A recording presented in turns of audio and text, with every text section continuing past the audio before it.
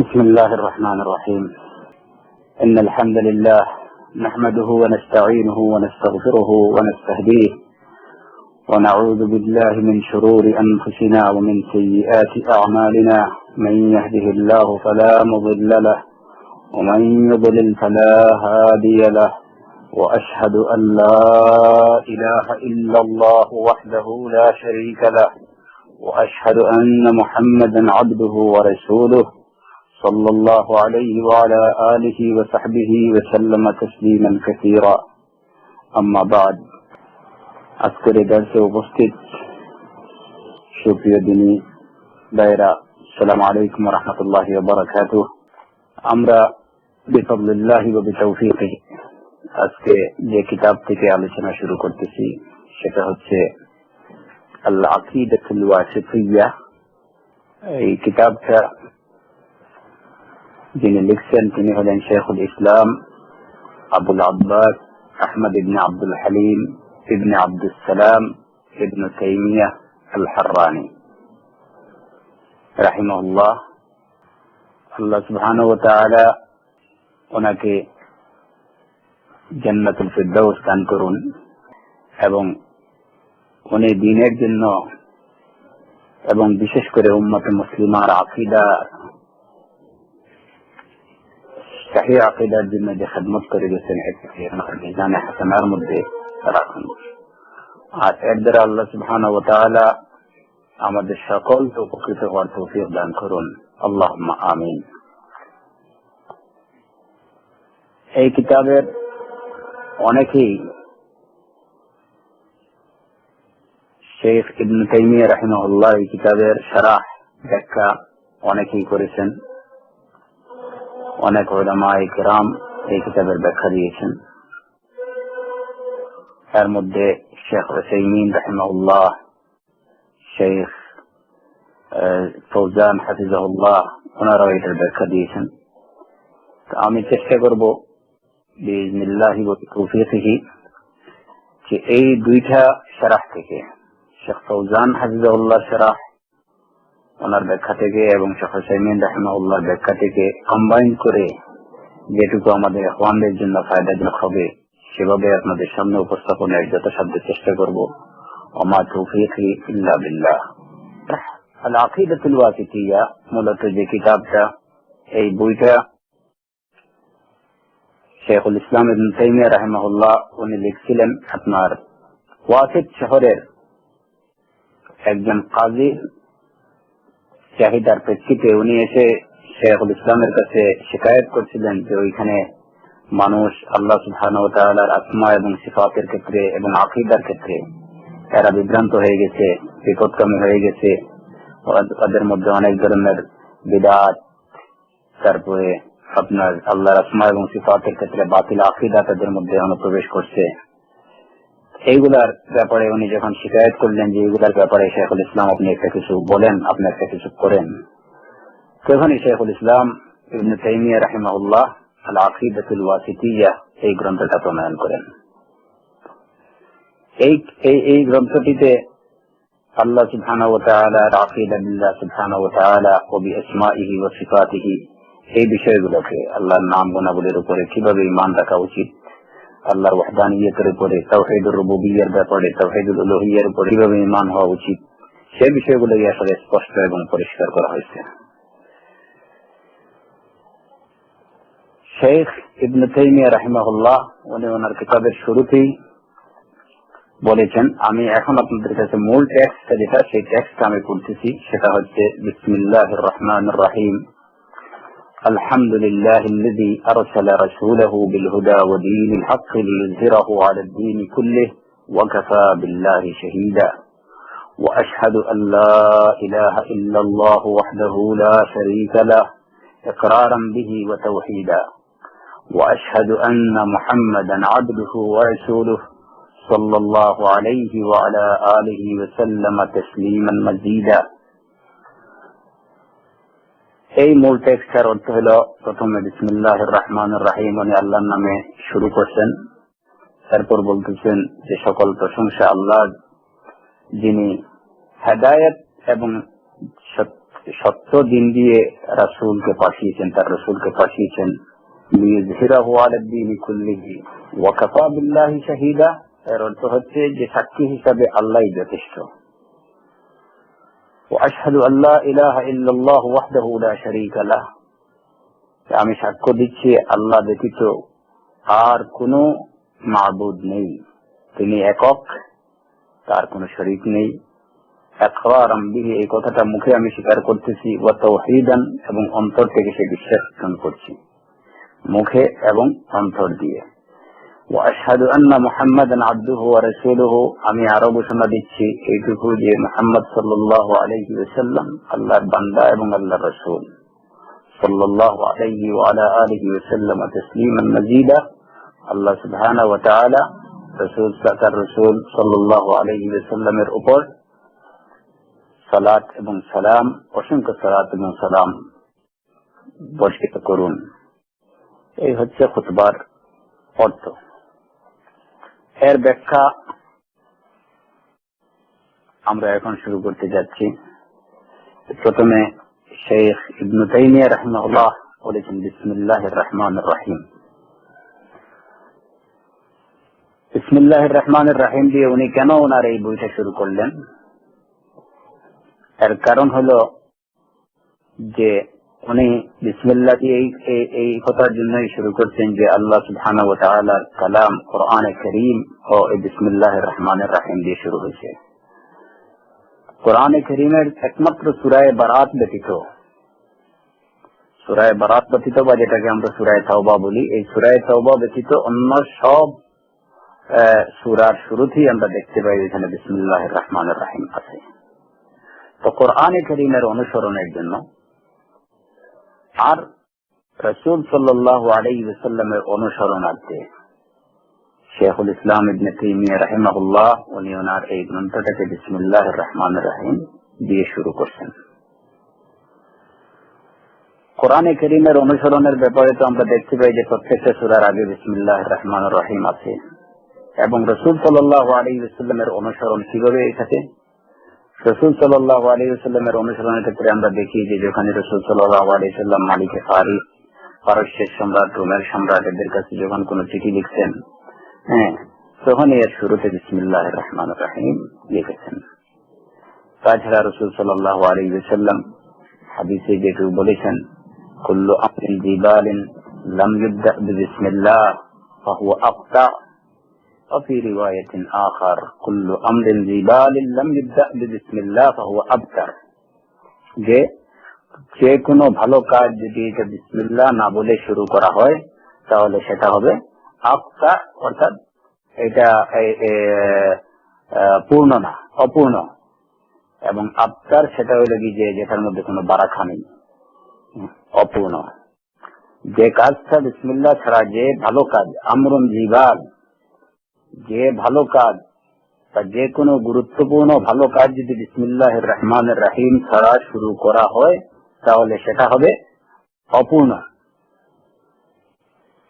এই হাদিসের প্রেক্ষিতে এবং রাসূল সাল্লাল্লাহু আলাইহি ওয়াসাল্লামের যেটুকু আমল দেখা যায় যে যখন উনি কোনো কিছু চিঠি লিখছেন বা কিছু লিখছেন তখন এর শুরুতে বিসমিল্লাহির রহমানির রহিম বলছেন।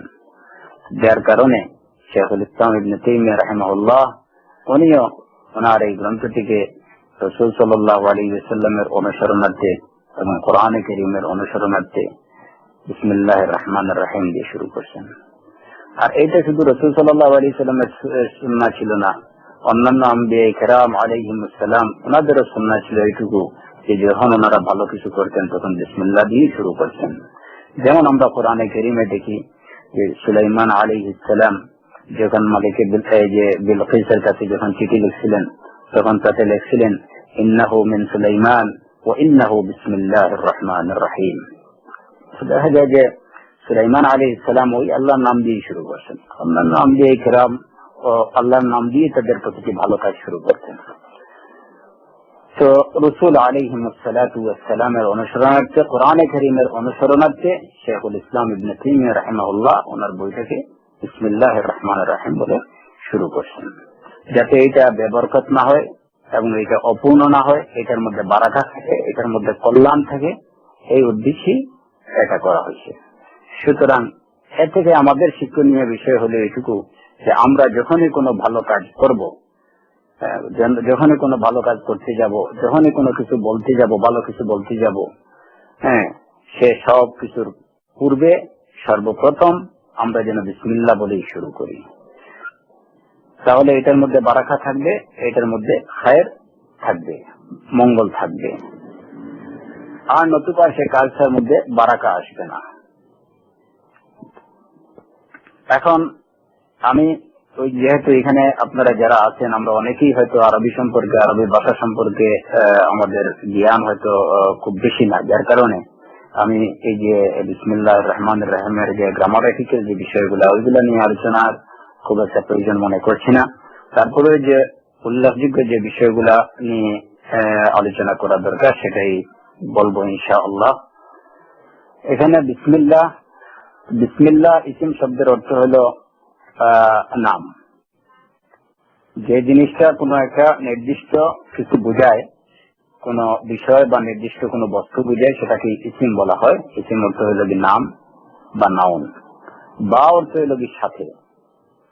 তো আল্লাহর বিসমিল্লাহ এর অর্থ হইল কি ইসিম, অর্থ হইল কি নামের সাথে। কার নামের সাথে? আল্লাহ আর রহমান আর রহিম, আল্লাহর নামের সাথে। আর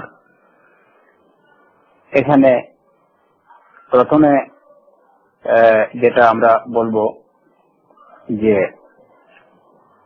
বিসমিল্লাহর অর্থ আমরা যেটুকু বললাম যে আল্লাহ নামের সাথে, আর এরপরে যে শব্দটা আসছে বিসমের পরে আল্লাহ, আল্লাহ এটা হলো যে একটা আলাম, একটা নির্দিষ্ট জাতের নাম, পবিত্র জাতের নাম। আল্লাহর অর্থ হলো যে মাবুদ, উপাস্য। আল্লাহ শব্দের অর্থ হলো যে উপাস্য বা মাবুদ, যার ইবাদত করা হয় তিনি হলেন মাবুদ এবং তিনি হলেন আল্লাহ। যে জাতের উপাসনা করা হয় সে জাতের নামই হলো, সে জাতকে আল্লাহ বলা হয়। এবং এই নামটা শুধু আল্লাহ, এই ইসিমটা শুধুমাত্র আল্লাহ সুবহানাহু ওয়া তাআলার জন্যই এটা নির্দিষ্ট। এই নাম বা এই শব্দটা অন্য কারো ক্ষেত্রে প্রযোজ্য নয়, এবং এই নামের অধিকার অন্য কেউ রাখে না। কারণ উপাস্য হওয়ার যোগ্যতা, পরিপূর্ণরূপে সত্যিকার উপাস্য হওয়ার যোগ্যতা যার মধ্যে আছে তিনি একমাত্র আল্লাহ, অন্য কেউ আল্লাহ হতে পারে না। এবং যেহেতু দেখা যায় যে একমাত্র আল্লাহ সুবহানাহু ওয়া তাআলা ব্যতীত দুনিয়ার অথবা আকাশেও যারা আছে, একমাত্র আল্লাহ সুবহানাহু ওয়া তাআলা ব্যতীত অন্য কারো মধ্যে উপাস্য হওয়ার, মাবুদ হওয়ার ন্যূনতম কোনো যোগ্যতা নেই। যার কারণে এই নামটা শুধুমাত্র আল্লাহর জন্য নির্দিষ্ট এবং নির্ধারিত, এবং এটা একমাত্র আল্লাহর জন্যই যথার্থ। এখানে বিসমিল্লাহির রহমানির রহিমে আমরা আরেকটা জিনিস লক্ষ্য করি, সেটা হচ্ছে যে এর অর্থ আমি যেটুকু আপনাদেরকে বললাম যে আল্লাহ রহমানুর রহিমের নাম দিয়ে শুরু করলাম। এখন নাম দিয়ে শুরু করলাম, কি শুরু করলাম এই কথাটা কিন্তু বলা হয়নি, এটাকে আম রাখা হচ্ছে। এর কারণ হলো এটুকু যে যখনই এই বিসমিল্লাহির রহমানির রহিম আল্লাহর নাম দিয়ে শুরু করাটা এটা যেন সর্বক্ষেত্রেই প্রযোজ্য হয়। এখানে এর জন্য মূলত এই সেন্টেন্সটার মধ্যে আরেকটা সেন্টেন্স লুকায়িত রয়েছে, যেটাকে আরবিতে মাহজুফ বলা হয়। উজ্জ রয়েছে, একটা শব্দ উজ্জ রয়েছে, এবং সেই উজ্জ শব্দটা মানুষ কাজ করবে বা যে কাজের শুরুতে বিসমিল্লাহির রহমানির রহিম বলবে সেই কাজটা হবে ওইটাই। যেমন আমরা যদি খাওয়ার শুরুতে যদি বলি বিসমিল্লাহির রহমানির রহিম, তাহলে এর অর্থ হবে মূলত বিসমিল্লাহির রহমানির রহিম আকুলু, আমি আল্লাহর নামে খাওয়া শুরু করছি। আমি পড়ার শুরুতে যদি বলি বিসমিল্লাহির রহমানির রহিম, তাহলে এর অর্থ হবে বিসমিল্লাহির রহমানির রহিম আকরাউ, অথবা আকরাউ বিসমিল্লাহির রহমানির রহিম, আমি আল্লাহর নাম দিয়ে পড়া শুরু করছি। লেখার শুরুতে বলি যদি তাই, তাহলে বলবো বিসমিল্লাহির রহমানির রহিম আকতুবু, ফাআকতুবু বিসমিল্লাহির রহমানির রহিম, আমি আল্লাহর নামে লেখা শুরু করছি। এখন যদি বিসমিল্লাহির রহমানির রহিম এইভাবে না বলে যদি বলা হয়তো যে একটা নির্দিষ্ট করে একটা কিছু বলা হয়তো, যেমন বিসমিল্লাহির রহমানির রহিম আকরাউ, যে আমি আল্লাহর নামে পড়তে শুরু করছি, তাহলে আর লেখা শুরুতে বিসমিল্লাহ আর বলা যেত না, কারণ ওইটা পড়ার জন্য নির্ধারিত হয়ে যেত।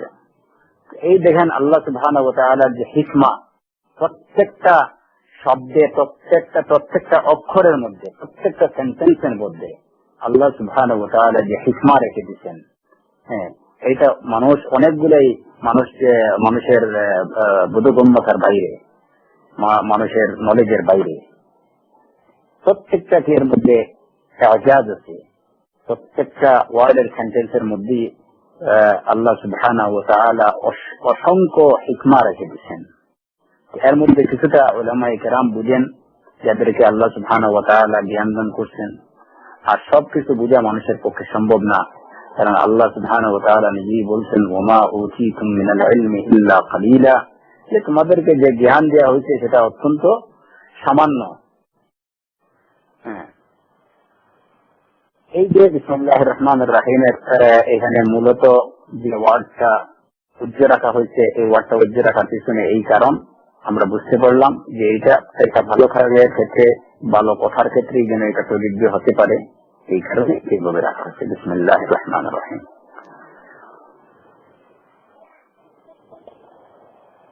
আল্লাহ শব্দটা এর অর্থ আমি বলছি, উলামায়ে কেরাম এর অর্থ বের করছেন যে এটা আলিহা ইয়ালাহু শব্দ থেকে এটার উৎপত্তি, এবং এর অর্থ হলো কি উপাসনা বা ইবাদত। আল্লাহ অর্থ হলো কি মাবুদ।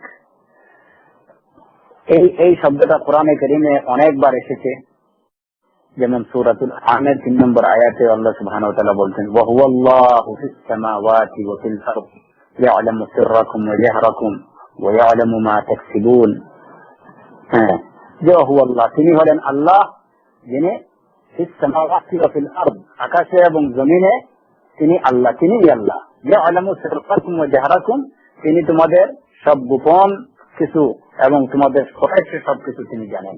ওয়া ইয়ালামু মা তাকসিবুন, আর তোমরা যা করতেছো তাও জানেন। সূরাতুল বাকারার আয়াতে আল্লাহু লা ইলাহা ইল্লা হুয়াল হাইয়ুল কাইয়্যুম, আল্লাহু লা ইলাহা ইল্লা হু। আল্লাহ সুবহানাহু ওয়া তাআলা তার এই যে নিজের নির্দিষ্ট নাম, এই নামটা কোরআনে কারীমে একাধিকবার বলেন, এবং এই নামটা একমাত্র আল্লাহর জন্যই নির্দিষ্ট। এটা কোন জাতের জন্য, কোন সত্তার জন্য এটা প্রযোজ্য হবে না, এবং কিয়ামত পর্যন্ত হবে না। আল্লাহ আল্লাহ। জমিন এবং আসমানে একমাত্র উপাস্য, একমাত্র মাবুদ তিনি। তারপরে যে শব্দটা আছে আর রহমান, আর রহমান অর্থ হল দয়ালু, পরম দয়ালু, যার রহমতটা অত্যন্ত ব্যাপক। ব্যাপকতার অর্থে যে শব্দগুলো ব্যবহার হয় সেটা সাধারণত রহমান শব্দের এই স্ট্রাকচারের যে শব্দগুলো, এই শব্দগুলো সবসময় ব্যাপকতা বোঝায়।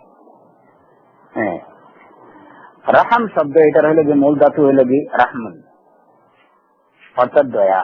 এটা থেকে রহমান শব্দটা রহমতের ব্যাপকতা বোঝানোর জন্যই রহমান বলা হচ্ছে, রাহমাতুল ওয়াসিআ, যার রহমতটা অত্যন্ত ব্যাপক।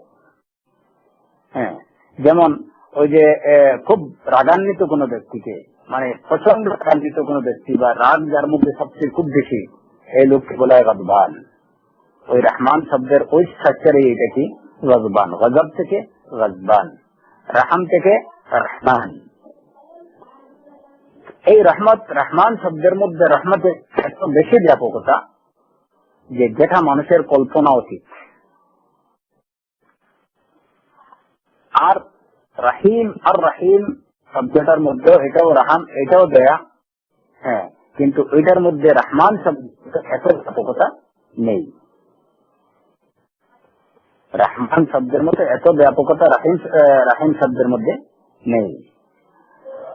আল্লাহ সুবহানাহু ওয়া তাআলা তার ব্যাপক রহমত বা দয়া যেটা, এই সিফত অনুযায়ী তিনি যেহেতু ওনার সারা জমিন এবং আসমানে যারা আছে যত কিছু আছে সবকিছুর প্রতি আল্লাহ সুবহানাহু ওয়া তাআলা দয়া করছেন, তার রহমতের এই ব্যাপকতার এই যে গুণ, এই গুণটাই বুঝায় রহমান শব্দ। আর রাহিম এটা হলো শুধু এই যে আল্লাহর রহমতটা, এটা শুধুমাত্র মুমিনের জন্য। আল্লাহর রহমত, এই দয়াটা, এই করুণাটা শুধুমাত্র মুমিনদের জন্য। আর রহমান শব্দের মধ্যে আল্লাহ সুবহানাহু ওয়া তাআলার যে গুণাবলী রয়েছে, রহমতের যে গুণাবলী, ওই গুণাবলীটা যে মুমিন, কাফির, মানুষ, ইনসান, জিন্নাত যা আছে দুনিয়ার মধ্যে, যা আছে সবকিছুর প্রতি আল্লাহ রহমান। কিন্তু রাহিম, আল্লাহ রাহিম কাদের প্রতি? শুধুমাত্র মুমিনদের প্রতি। এটা হলো কি রাহিম, এটা স্পেশাল রহমতকে বোঝায়, এটা শুধুমাত্র মুমিনদের জন্য।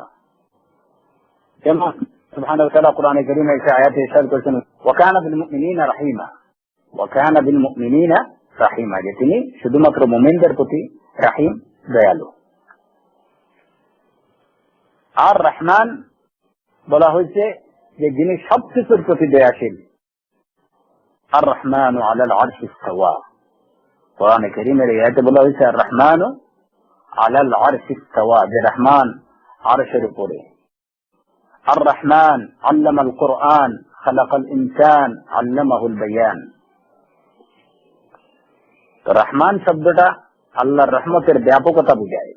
ওই গুণের কারণে আল্লাহ সুবহানাহু ওয়া তাআলা এই দুনিয়াতে যত কাফির মুশরিক আছে, মানুষ এবং মানুষ ছাড়াও অন্যান্য যত জীবজন্তু আছে, সব কিছুকে আল্লাহ সুবহানাহু ওয়া তাআলা লালন পালন করছে।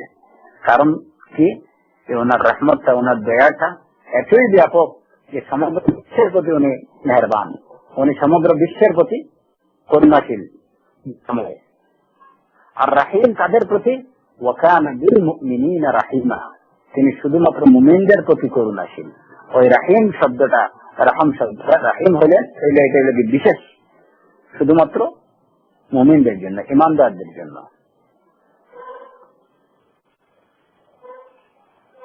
এখানে দুইটাই বলা হয়েছে যে বিসমিল্লাহির রহমানির রহিম, যে আল্লাহ সমগ্র জগতের প্রতি করুণাশীল এবং যে আল্লাহ শুধুমাত্র মুমিনদের প্রতি করুণাশীল, দয়াময়, সেই আল্লাহর নামে শুরু করছি।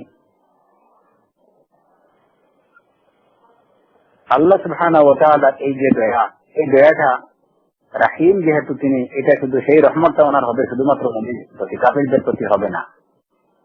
যার কারণেই দেখা যাবে যে কিয়ামা যখন কাফিররা বলবে রব্বানা আখরিজনা মিনহা ফাইন উদনা ইন্না যালিমুন, আল্লাহকে দেখে বলবে হে আল্লাহ আমাদেরকে একবার থেকে বের করে দাও, আমরা যদি ফিরে যাই, এরপরে যদি আমরা তোমার নাফরমানি করি তাহলে আমরা অবশ্যই জালিম হবো, তবে একটাবার আমাদেরকে এখান থেকে বের করে দাও।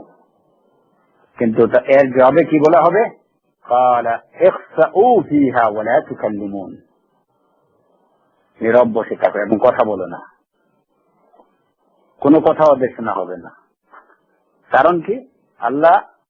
আল্লাহর রহমটা হবে শুধুমাত্র মুমিনদের প্রতি, কাফেরদের প্রতি না। আর ওই দিন কোন কাফেরের প্রতি আল্লাহ সুবহানাহু ওয়া তাআলার কোন দয়া হবে না।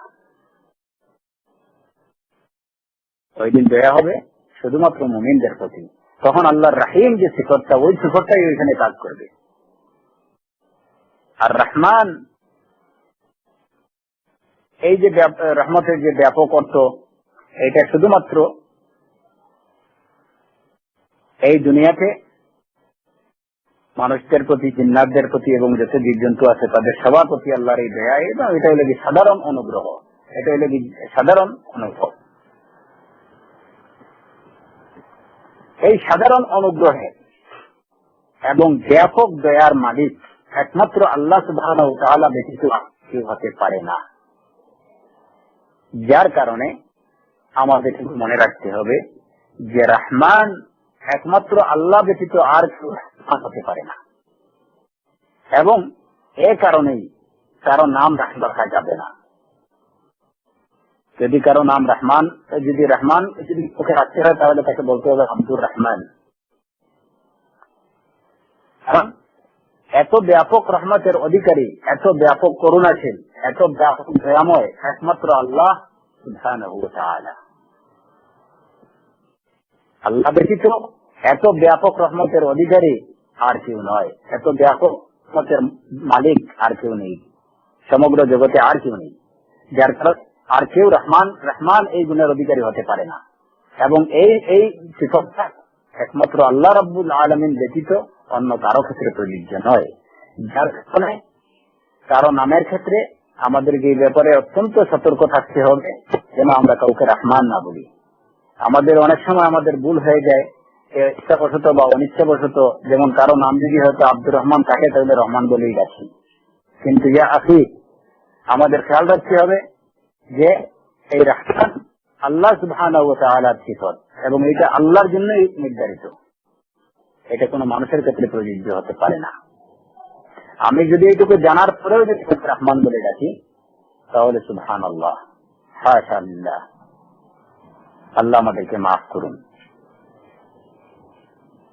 রহিম শব্দটা যেহেতু বিশেষ রহমতের ক্ষেত্রে প্রযোজ্য, যার কারণে এটা কখনো পসিবল যে কাউকে রাহিম বলা যেতে পারে, কারণ রাহিমটা একটা নির্ধারিত গণ্যের মধ্যে, কিন্তু হয়তো বিশেষভাবে বিশেষ কোনো ক্ষেত্রে একটা দয়া বা করুণা প্রদর্শন করছে বা করতে পারে, এই কারণে মানুষের মধ্যে এই গুণ থাকতে পারে, যার কারণে আব্দুর রাহিম ব্যতীত রাহিম বলা যেতে পারে। কিন্তু তারপরেও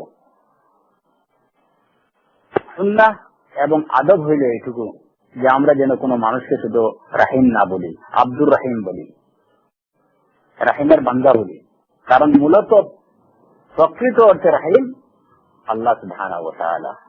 কিন্তু শাব্দিক অর্থে যেহেতু এর মধ্যে এই রাহিমটা ওই রহমানের মতো এত ব্যাপক দয়াশীলতা এটার মধ্যে নেই, এবং হয়তো যে কেউ যদি খুব করুণাময়ী হয়, হতে পারে একজন মানুষের মধ্যে এই গুণ থাকতে পারে যে হ্যাঁ দয়াশীল, দানশীল, এই অর্থে এই শিকড়টা মানুষের মধ্যে থাকতে পারে, এর আংশিক, হ্যাঁ, এই অর্থে কাউকে রাহিম বলা যেতে পারে।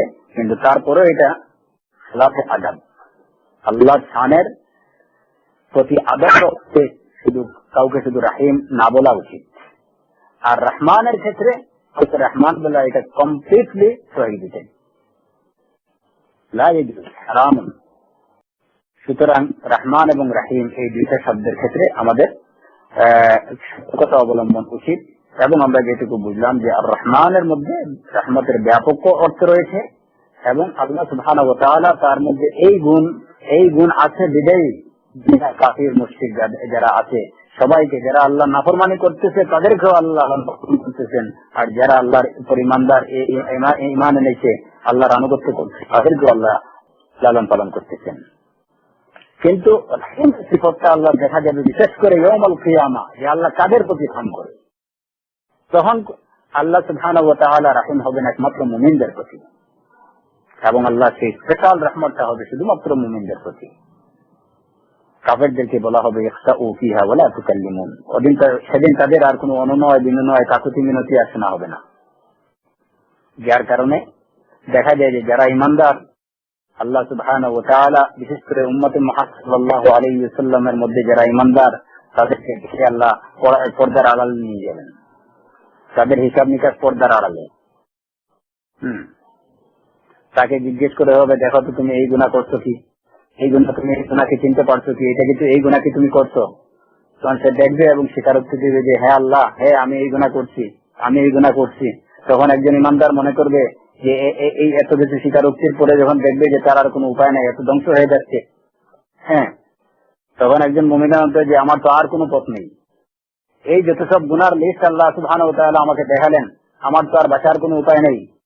তখনই আল্লাহ সুবহানাহু ওয়া তাআলা তার ওই রহিম সিফাতে আল্লাহ সুবহানাহু ওয়া তাআলা বলবেন যে দুনিয়াতে আমি তোমার এই পাপগুলা লুকিয়ে রাখছি, আর যাও আজকের দিন তোমাকে মাফ করে দিলাম।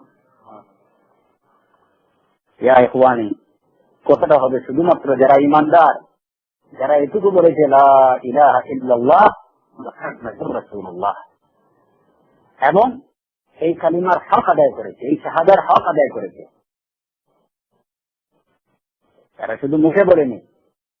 শাহাদাতাইন বলা অর্থ কি? লা ইলাহা ইল্লাল্লাহ মুহাম্মাদুর রাসূলুল্লাহ, এটুকু বলার অর্থ এটুকু না যে এটা শুধু মুখে উচ্চারণ করা, এটা যেভাবে বলা উচিত এবং এটা যে দাবি এবং যে চাহিদা আছে, হ্যাঁ, সেটুকু যারা পূরণ করছে, তারপরে তাদের যেটুকু গুনাহ, মানুষ যেহেতু গুনাহ থাকবেই, ছুটি বিচ্ছুটি থাকবেই, হ্যাঁ, সেটুকু আল্লাহ সুবহানাহু ওয়া তাআলা তার রহিম গুণাবলীতে এইগুলো মাফ করে দিবেন।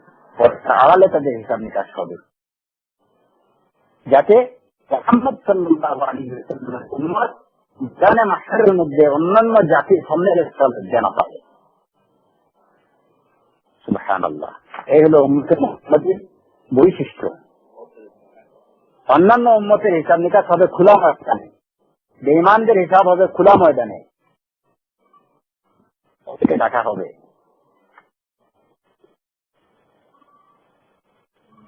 তাদেরকে ডেকে ঘোষণা করা হবে যে এরাই কি করছে, আল্লাহ নাফরমানি করছে। খোলা মাঠে এটুকু ঘোষণা দেওয়া হবে যে এরাই আল্লাহ নাফরমানি করছে, এরাই হলো নাফরমান।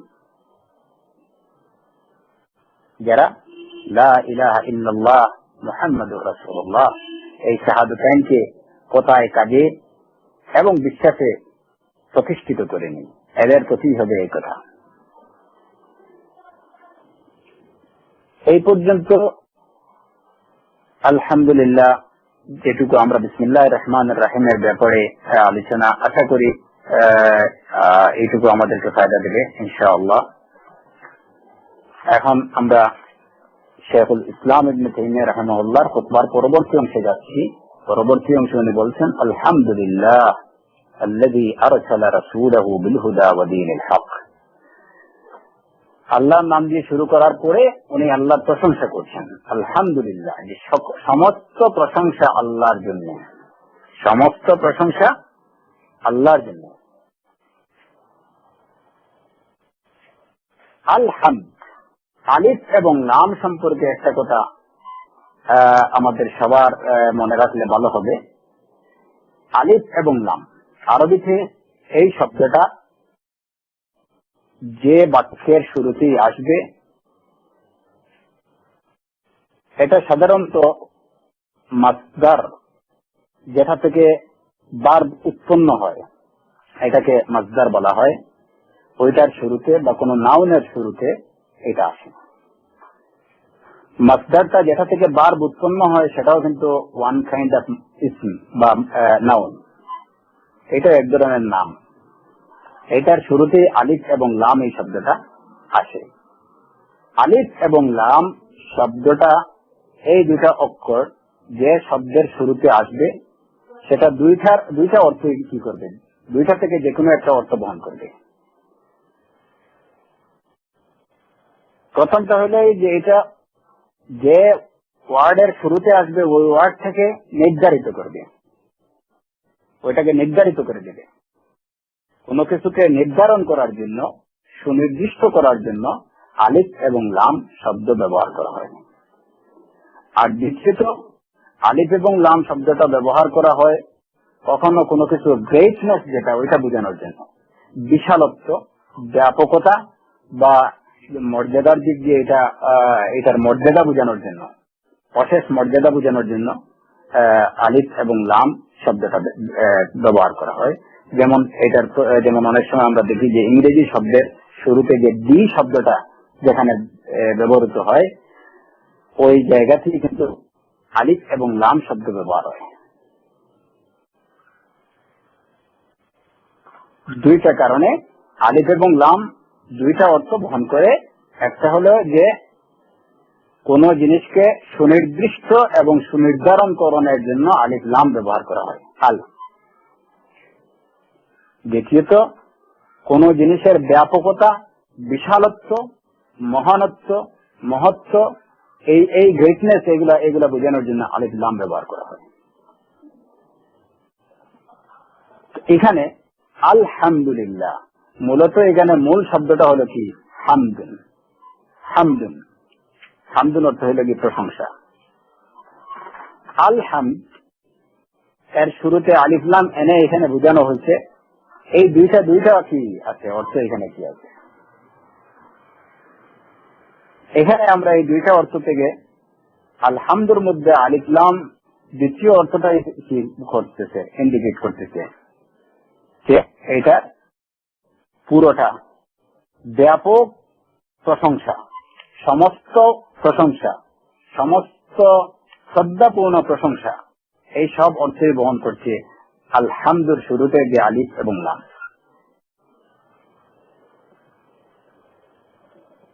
যেমন আমরা যদি বলি যে দা বুক, তাহলে দা বুক বলার অর্থে দুইটা অর্থ বোঝাতে পারে। যখন কোন নির্দিষ্ট একটা বইকে আমি বই সম্পর্কে বলবো দি বুক, তখন বুঝে গেলে যে ওই নির্দিষ্ট বইটাই, অন্য কোনো বই না, ওইটাই। আবার ওই অর্থে আমি বলতে পারি দি বুক যে একটা যদি খুব নামি দামি বা ফেমাস বা এই ধরনের একটা কোনো বই হয়, তাহলে ওইটাকে দি বুক বলা যেতে পারে। যদিও শুধুমাত্র দি বুক বলার রাইট হলে যে একমাত্র নোবেল কোরআন কারীমের ক্ষেত্রে এটা প্রযোজ্য। আল কিতাব, যেমন কিতাব কোরআনে কারীমের ক্ষেত্রে বলা হয়েছে আল কিতাব, যালিকাল কিতাব, ওই কিতাব। তো ওইখানে দুইটা অর্থ একই সাথে বোঝাচ্ছে। আল কিতাব বলতে নির্ধারিত কিতাব যেটা কালামুল্লাহ, আর সাথে সাথে এই দুই শব্দটা এনে ওই কোরআনের নবীনীতি বা এটা যে মহান মহান মহান একটা গ্রন্থ, সেটা বোঝানো হচ্ছে। আলিফ লাম শব্দটা মহত্ব, মহানত্ব যেভাবে নির্দেশ করে, ব্যাপকত্ব এটাও নির্দেশ করে, এবং কোন কোন ক্ষেত্রে এটা কোন বিষয় বা কোন বস্তুকে নির্ধারণ করার অর্থ বহন করে। আলহামদুলিল্লাহ, হামদ শব্দের পূর্বে যে আলিফ লাম যে শব্দটা আসছে, ওইটা এইখানের আলিফ এবং লাম আল শব্দটা সমস্ত ব্যাপকত্বর অর্থেই ব্যবহৃত হয়েছে। যে যত ধরনের প্রশংসা আছে, যত সব প্রশংসা আছে, সব আল্লাহর জন্য। যত সব শ্রদ্ধাপূর্ণ প্রশংসা হতে পারে, সব আল্লাহ সুবহানাহু ওয়া তাআলার জন্য। আলহামদুলিল্লাহ, এই শ্রদ্ধাটা কথার হতে পারে, এই প্রশংসাটা কথা বাক্যের দ্বারা হতে পারে, এই প্রশংসাটা আমার কাজের দ্বারা হতে পারে, এই প্রশংসাটা আমার ইয়াকিনের দ্বারা হতে পারে। আমার বিশ্বাসের দ্বারা যেভাবে প্রশংসা, যত সব প্রশংসা করা যায়, আমার কথার দ্বারা যত সব প্রশংসা করা যায়, আমার কাজের দ্বারা যেভাবে প্রশংসা জ্ঞাপন করা যায়, প্রদর্শন করা যায়, সবটুকুই হইল লিল্লাহ, আল্লাহর জন্য। আলহামদুলিল্লাহ, এই দেখেন যে একটা শব্দ সুবহানাল্লাহ, এটি হইলে যে আরবি ভাষার এজাজ বা মুজিজা হইল এইটুকুই, যে এই ছোট দুইটা শব্দের মধ্যে যে এত বেশি ব্যাপকত্ব রয়েছে, এটা অন্য কোনো ভাষা দিতে পারে না।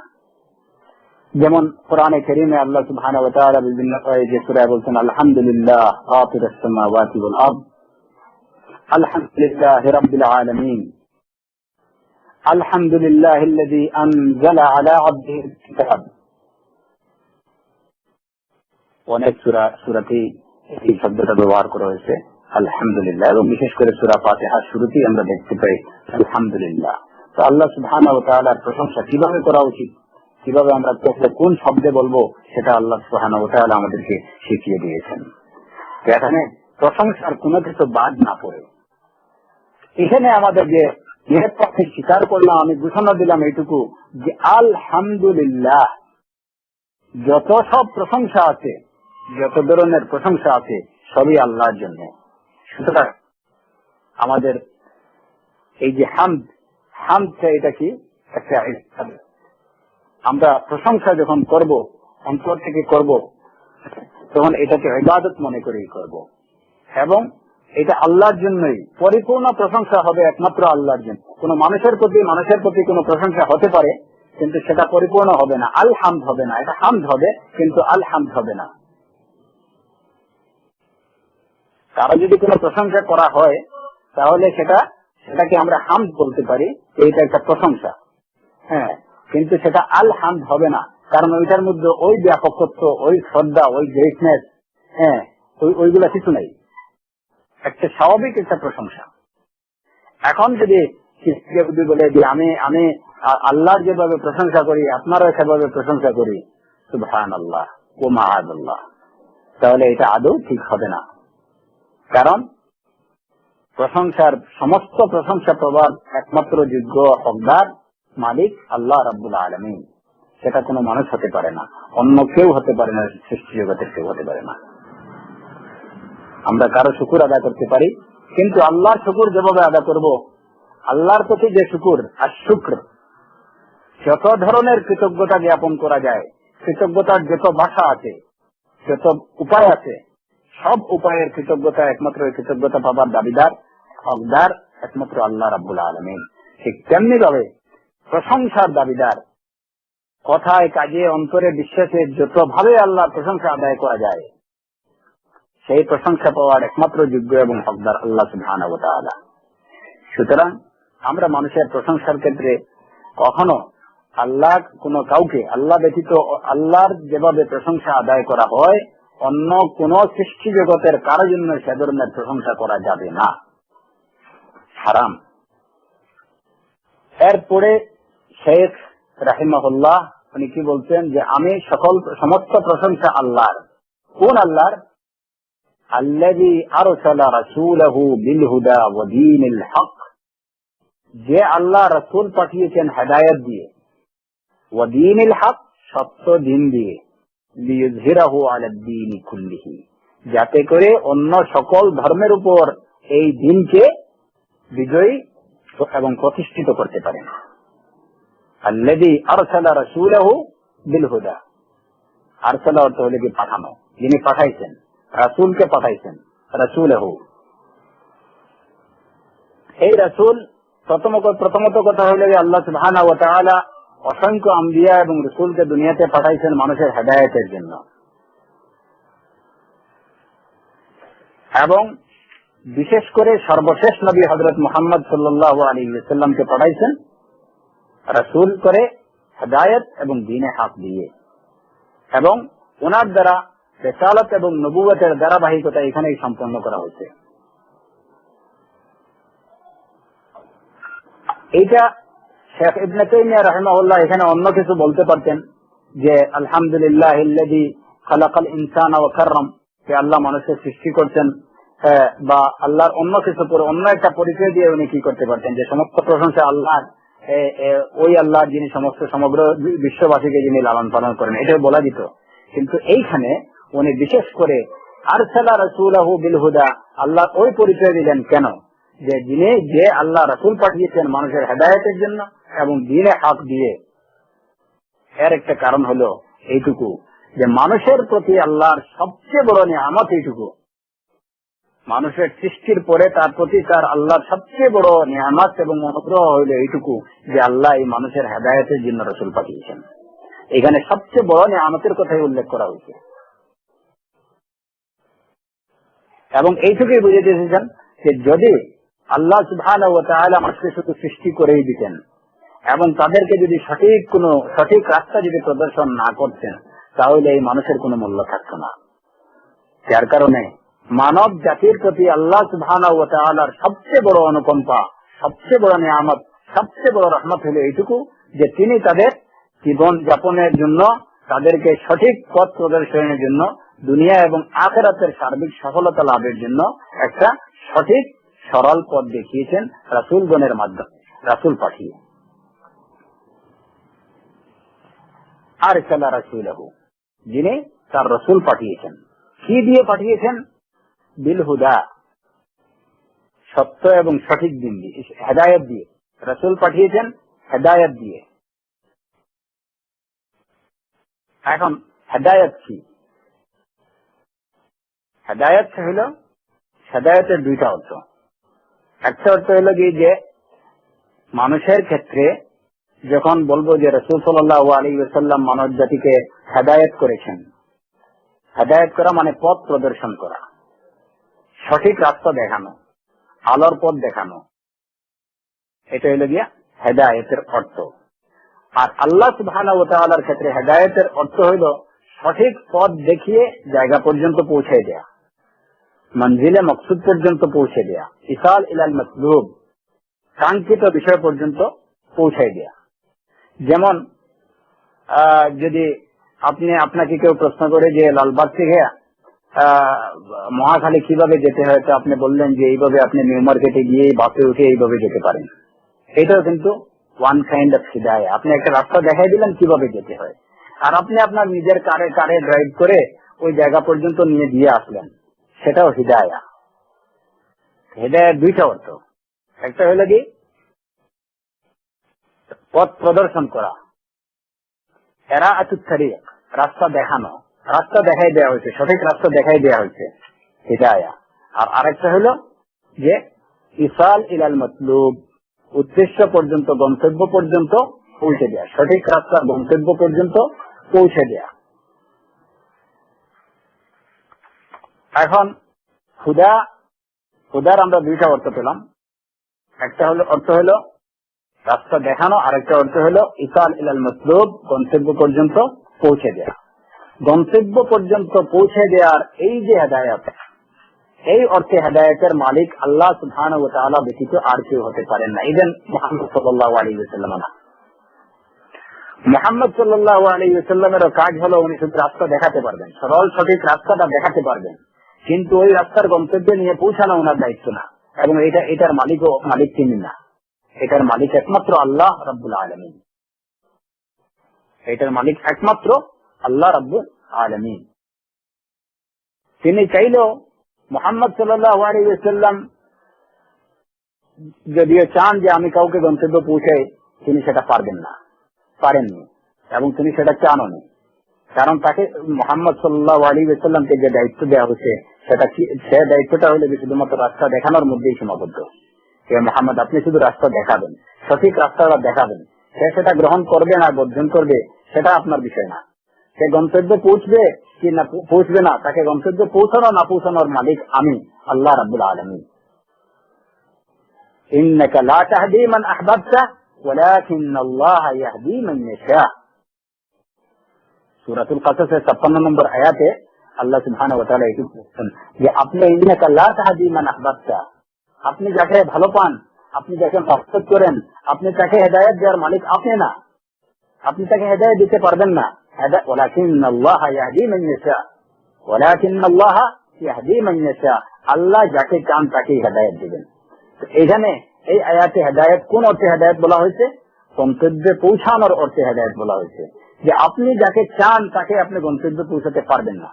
গন্তব্য পৌঁছানোর হেদায়েতের মালিক হলাম আমি আল্লাহ রাব্বুল আলামিন।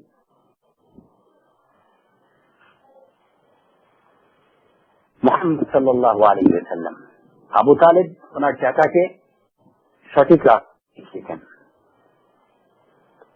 প্রাণপণ চেষ্টা করেছেন যে উনি হেদায়েত কবুল করুক, কিন্তু আল্লাহ সুবহানাহু ওয়া তাআলা ওনাকে আবু তালিবকে হেদায়েতের গন্তব্যে পৌঁছাননি, যার কারণে আবু তালিবের নসিবে হেদায়েত ইসলাম মুখী হয়নি, নসিবে ইসলাম কবুল করতে পারেননি। রাসূল সাল্লাল্লাহু আলাইহি ওয়াসাল্লামের কাজ ছিল উনি রাস্তা দেখেছেন, আবু তালিবের রাস্তা দেখাইছেন, কিন্তু আবু তালিব সে রাস্তা কবুল করেননি, গ্রহণ করেননি। যদি মুহাম্মদ সাল্লাল্লাহু আলাইহি ওয়াসাল্লাম মানুষকে তার গন্তব্য পর্যন্ত হেদায়েত দেওয়ার মালিক হতেন, একজন লোককে হেদায়েত কবুল করিয়ে দিবেন উনি, তাহলে আবু তালিবকে হেদায়েত করিয়ে দিতেন। সুতরাং দুনিয়ার কোন মানুষ কে যত চেষ্টাই করুক না কেন, যে একজনকে যে সে হেদায়েত দিয়ে দিবে, সেটা তার পক্ষে সম্ভব না। হেদায়েত দেয়া এবং না দেয়া এইটার মালিক একমাত্র আল্লাহ সুবহানাহু ওয়া তাআলা। বাট আমরা হেদায়েত করতে পারি এটুকু, যে ওই অর্থে হেদায়েত যে একজন মানুষকে সরল সঠিক রাস্তা দেখানো, ওই অর্থে হেদায়েত করা। কিন্তু গন্তব্য পৌঁছানোর অর্থে হেদায়েত এটা কোনো মানুষের হাতে না, আল্লাহ রাব্বুল আলামিনের হাতে।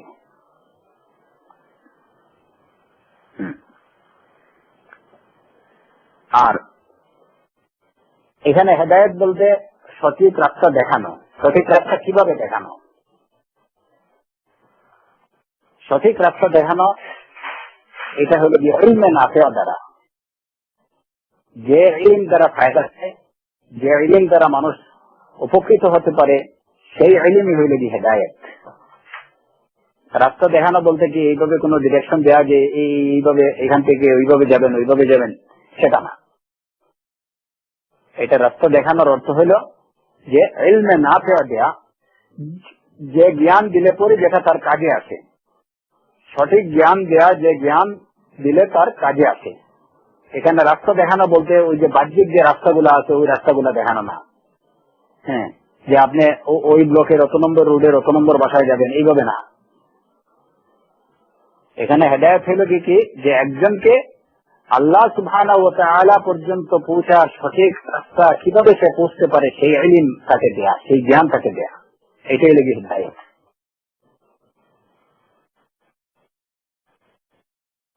অর্থ হইল যে আল্লাযী আরসালা রাসূলাহু বিল হুদা, যে আল্লাহ রাসূলকে পাঠিয়েছেন এমন ইলম দিয়ে, এমন জ্ঞান দিয়ে, যে জ্ঞান মানব জাতির কাজে আসে, যে জ্ঞান মানব জাতিকে আল্লাহ পর্যন্ত পৌঁছার রাস্তা দেখিয়ে দেয়, সে মানুষ কিভাবে আল্লাহ পর্যন্ত পৌঁছাবে, এটাই হলো কি হুদা, এটাই হলো কি হিদায়াত। আর এই হিদায়াত ইলমে না পেয়ে মানুষ কিভাবে আল্লাহ পর্যন্ত পৌঁছতে পারে, সেই হিদায়াত উলামাদের দায়িত্ব। মানুষকে সেই ইলম দেয়া, মানুষকে সেই জ্ঞান দেয়া, এটা হলো কি উলামাদের দায়িত্ব। এবং এ কারণে হাদিসে বলা হয়েছে আল উলামাউ ওয়ারাসাতুল আমবিয়া ওয়া ইন্নাল আমবিয়া লাম ইউরিসু দিনারান ওয়ালা দিরহামা ওয়া ইন্নামা ওয়ারাসুল ইলম, যে উলামারা হলেন নবীগণের ওয়ারিস। আর নবীগণ এই যে ওয়ারিস রেখে গেছেন, এরা কিসের ওয়ারিস? ওয়া ইন্নাল আমবিয়া লাম ইউরিসু দিনারান ওয়ালা দিরহামা, দিনার বা দিরহামের ওয়ারিস রেখে যাননি। ওয়া ইন্নামা ওয়ারাসুল, তারা রেখে গেছেন উত্তরাধিকার অব্যাহত থাকবে। সুতরাং তাদেরকে হেদায়েতের দায়িত্ব পর্যায়ক্রমে নবীর উত্তরাধিকারী যারা উলামায়ে কেরাম, যারা দ্বীন সম্পর্কে অবগত যারা, তাদের দায়িত্ব হলো কি মানুষকে হেদায়েত করা, মানুষকে আল্লাহ পর্যন্ত পৌঁছার সঠিক রাস্তা, সঠিক জ্ঞান দান করা। এবং এই যে জ্ঞান দান করা, এখানে এইটুকু না, এর অর্থ উলামা বলতে এইটুকুই না যে যারা হয়তো নাম পেয়ে গেছেন বা যারা ডিগ্রি অর্জন করে নিয়েছেন উলামার, যে শুধু তারাই হেদায়েত প্রদান করবেন বা আল্লাহ পর্যন্ত পৌঁছার রাস্তা প্রদর্শন করবেন, তারা সারা কেউ এটা করতে পারবে না, এইটুকু না। আদ-দীনু আন-নসীহাতু, আদ-দীনু আন-নসীহা, দিন হলো নসিহা। হাদিসে যে বলা হয়েছে, রাসূল সাল্লাল্লাহু আলাইহি ওয়াসাল্লাম বলছেন যে দিন হচ্ছে নসিহা। আমি যেটুকু জানি, যেটুকুর আলিম আমি, সঠিকভাবে সঠিক সোর্স থেকে আমি যেটুকু জানতে পেরেছি, যেটুকু আমার কল্যাণের জন্য আমি জানতে পেরেছি, আমার দুনিয়া এবং আখিরাতের কল্যাণের জন্য সঠিক সোর্স থেকে, সঠিক মাধ্যম থেকে আমি যেটুকু জানতে পেরেছি, আমি সেটুকু আরেকজনকে পৌঁছাবো, এটাই হলো যে আমার দায়িত্ব। এবং এটাই হলো যে প্রত্যেক মুসলমানের দায়িত্ব। সঠিকভাবে, সঠিক পদ্ধতিতে আমি যেটুকু জেনেছি, ইলমে নাফিআ, আল্লাহ পর্যন্ত পৌঁছার জন্য যে জ্ঞান, আমি যে জ্ঞানের যতটুকু আমি জানি সেটুকু আমি অন্যকে পৌঁছাবো। হুজ্জাতুল বিদা, রাসূল সাল্লাল্লাহু আলাইহি ওয়াসাল্লামের বিদায়ী হজের সময় রাসূল সাল্লাল্লাহু আলাইহি ওয়াসাল্লাম সাহাবায়ে কিরামদের উদ্দেশ্য করে বলছিলেন যে ফালইউবাল্লিগিশ শাহিদুল গায়বা, আজকের দিনে উপস্থিত যারা, তারা যেন যারা অনুপস্থিত তাদের কাছে পৌঁছিয়ে দেয়। আর কোরআনে কারীমে কি বলা হয়েছে? বাল্লিগু আন্নি ওয়ালাউ আয়া, বাল্লিগু আন্নি ওয়ালাউ আয়া, একটা আয়াত হলেও আমার থেকে সেটা পৌঁছিয়ে দাও। এখন যদি কেউ আমরা অপেক্ষা করি যে ঠিক আছে আগে বড় উলামা হই, বড় আলেম হই, তারপরে না মানুষকে হেদায়েত দেব, সেটা না। বাল্লিগু আন্নি ওয়ালাউ আয়া, একটা আয়াতও যদি আমার সঠিকভাবে, সঠিক পদ্ধতিতে আমার জানা থাকে, সেটা আমি অন্যকে পৌঁছে দেব। আর পৌঁছানোর পরে সেটার রেজাল্ট কি আসবে, যে পৌঁছানোর পরে এটা কাজ হইলো কি কাজ করলো না, এটার অ্যাকশন হইলো কি অ্যাকশন হইলো না রিয়াকশন হইলো, সেটা নিয়ে আমাদের কোনো চিন্তা ভাবনার প্রয়োজন নেই। আমাদের কাজ হইলো পৌঁছে দেওয়া।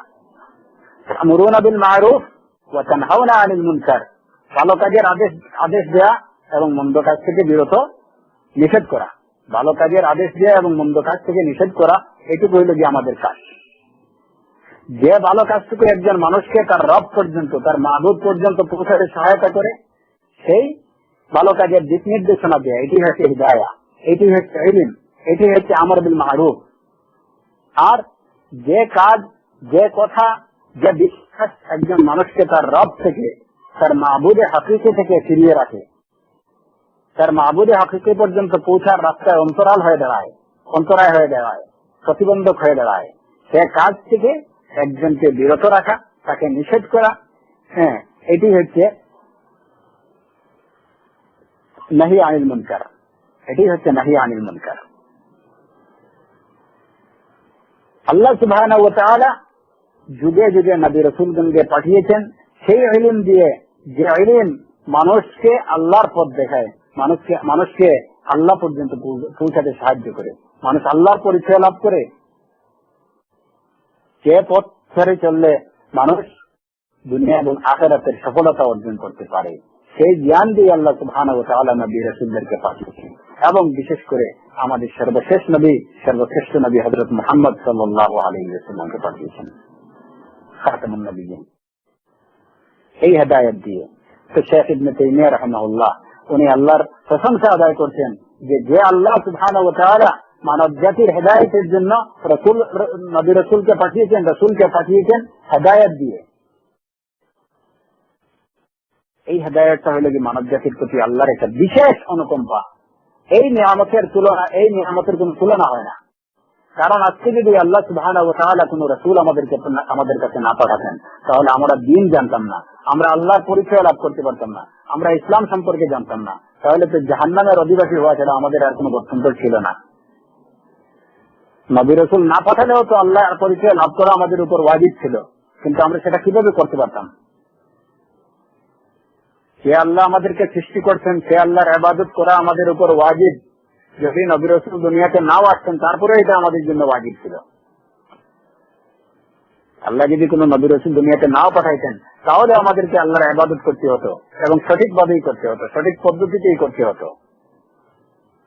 কিন্তু আল্লাহ সুবহানাহু ওয়া তাআলা তার বিশেষ দয়াগুণে রাসূলদেরকে পাঠিয়েছেন, কিতাব দিয়েছেন, হিদায়াত দিয়েছেন, ইলমে নাফিউ, মানুষের উপকারী জ্ঞান, মানুষের জন্য যে জ্ঞান মানুষের ফায়দা পৌঁছায়, দুনিয়া এবং আখিরাতের ফায়দা পৌঁছায়, সেই জ্ঞান দিয়ে, সেই কিতাব দিয়ে আল্লাহ সুবহানাহু ওয়া তাআলা নবী রাসূলদেরকে আমাদের নিকট পাঠিয়েছেন। এর থেকে বড় নিয়ামত আর কি হতে পারে? লাকাদ মান্নাল্লাহু আলাল মুমিনিনা ইয বা'আসা ফীহিম রাসূলা। আল্লাহ বলতেছেন যে লাকাদ মান্নাল্লাহু আলাল মুমিনিন, ঈমানদারদের উপর আল্লাহ ইহসান করেছেন এটুকু, ইয বা'আসা ফীহিম রাসূলা, যে তাদের মধ্যে থেকে রাসূল পাঠিয়েছেন। আল্লাহ নিজেই বলতেছেন যে এটা তোমাদের প্রতি অনেক বড় ইহসান, ঈমানদারদের প্রতি এটা অনেক বড় ইহসান। কারণ এখানে মান্নাল্লাহু আলাল মুমিনিন, মুমিনদের প্রতি ইহসান বললেন কেন? এই ইহসান তো সমগ্র মানব জাতির প্রতি। এখানে বিশেষভাবে মুমিনদের প্রতি ইহসান বলার কারণ হইল যে একদিকে এটা মুমিনদের জন্য যেভাবে ইহসান হয়েছে, কাফেরদের জন্য এটা তাদের ধ্বংসের কারণ হয়েছে। কারণ হিদায়াত আসার পরেও, রাসূল পাঠানোর পরেও যখন তারা রাসূলকে অস্বীকার করছে, রাসূলকে অবজ্ঞা করছে, উপেক্ষা করছে, তখনই আল্লাহর খুদ তাদের প্রতি নাযিল হয়েছে, অভিসম্পাদ। আর মুমিনদের জন্য এটা হয়েছে নিয়ামত। শেখুল ইসলাম ইবনে তাইমিয়া রাহিমাহুল্লাহ আল্লাহর এই বিশেষ অনুগ্রহের উপর উনি আল্লাহর প্রশংসা আদায় করছেন যে তিনি রাসূল পাঠিয়েছেন হেদায়েত দিয়ে। এবং সাথে সাথে তিনি আরেকটা কথা বলছেন, বিল হুদা ওয়া দীনিল হক। হেদায়েতের অর্থ আমরা পেলাম যে সঠিক রাস্তা প্রদর্শন করা, এবং সেটা কি দিয়ে? ইলমে নাফিউ দিয়ে, উপকারী বা ফায়দাজনক জ্ঞান দিয়ে। এরপরে বলছেন ওয়া দীনিল হক, যিনি রাসূল পাঠিয়েছেন সত্য দিন দিয়ে। এখানে আল্লাহর দুইটা অনুগ্রহের কথা বলা হয়েছে, একটা হলো কি হিদায়াত দিয়ে রাসূল পাঠিয়েছেন, আর আরেকটা হলো কি দ্বীনে হক, সত্য দিন দিয়ে, সঠিক দিন দিয়ে। এখানে দ্বীনে হকের অর্থ কি?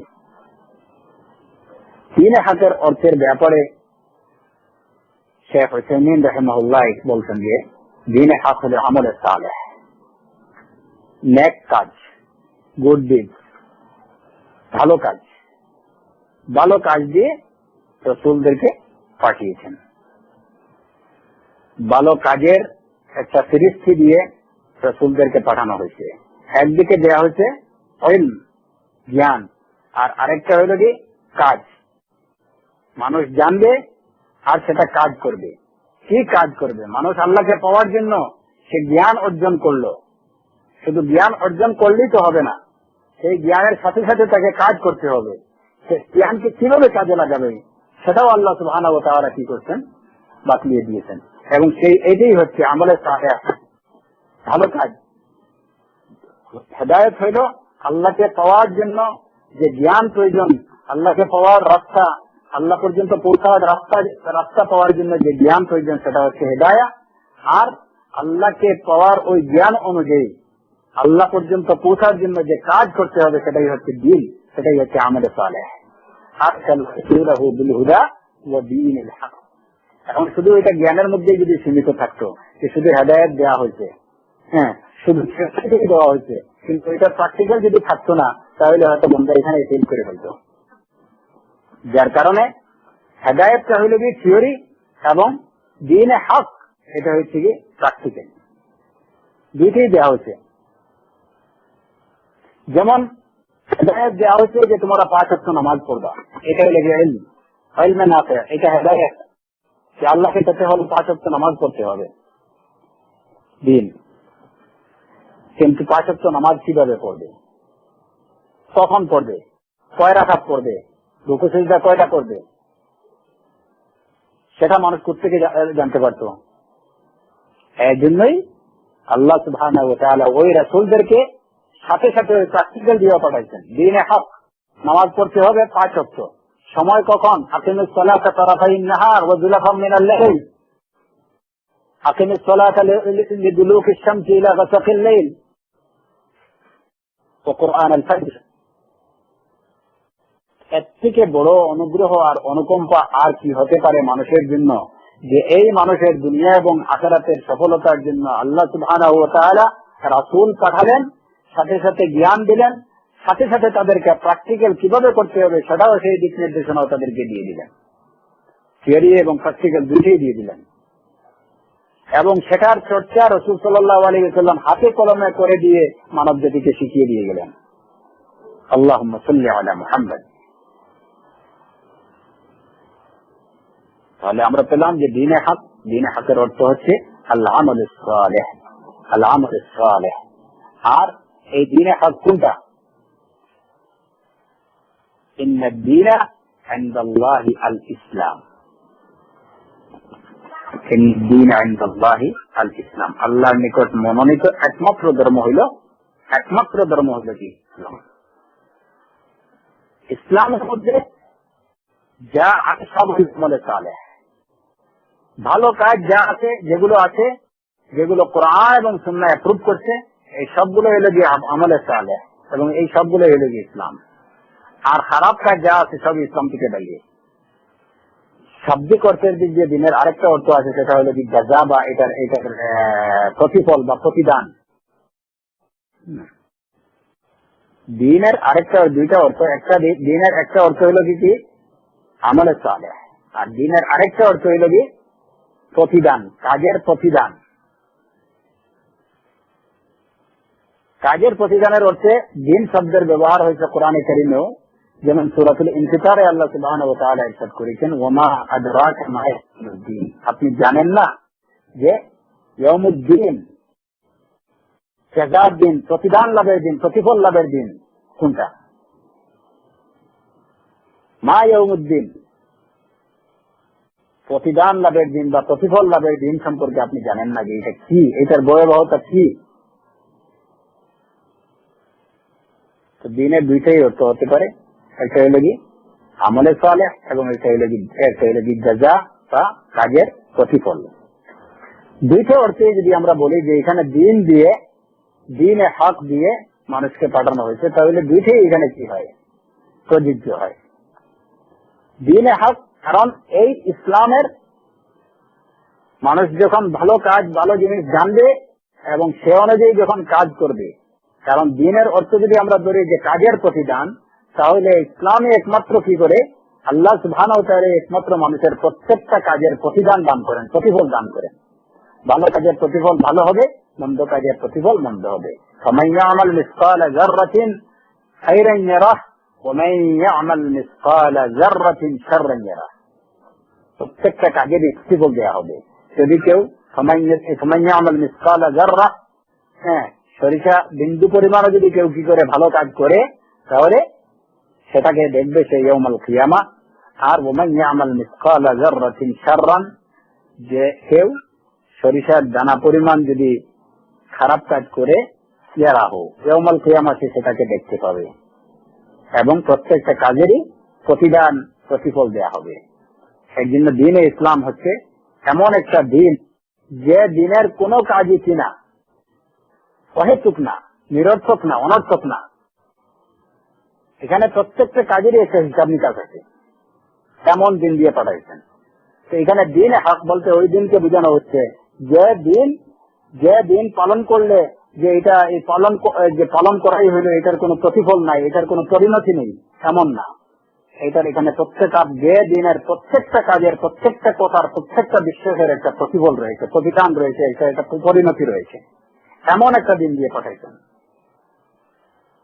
আয়াহসাবুল ইনসানু আন ইউতরাকা সুদা, মানুষ কি মনে করে যে আমি তাকে এমনিতেই ছেড়ে দেব?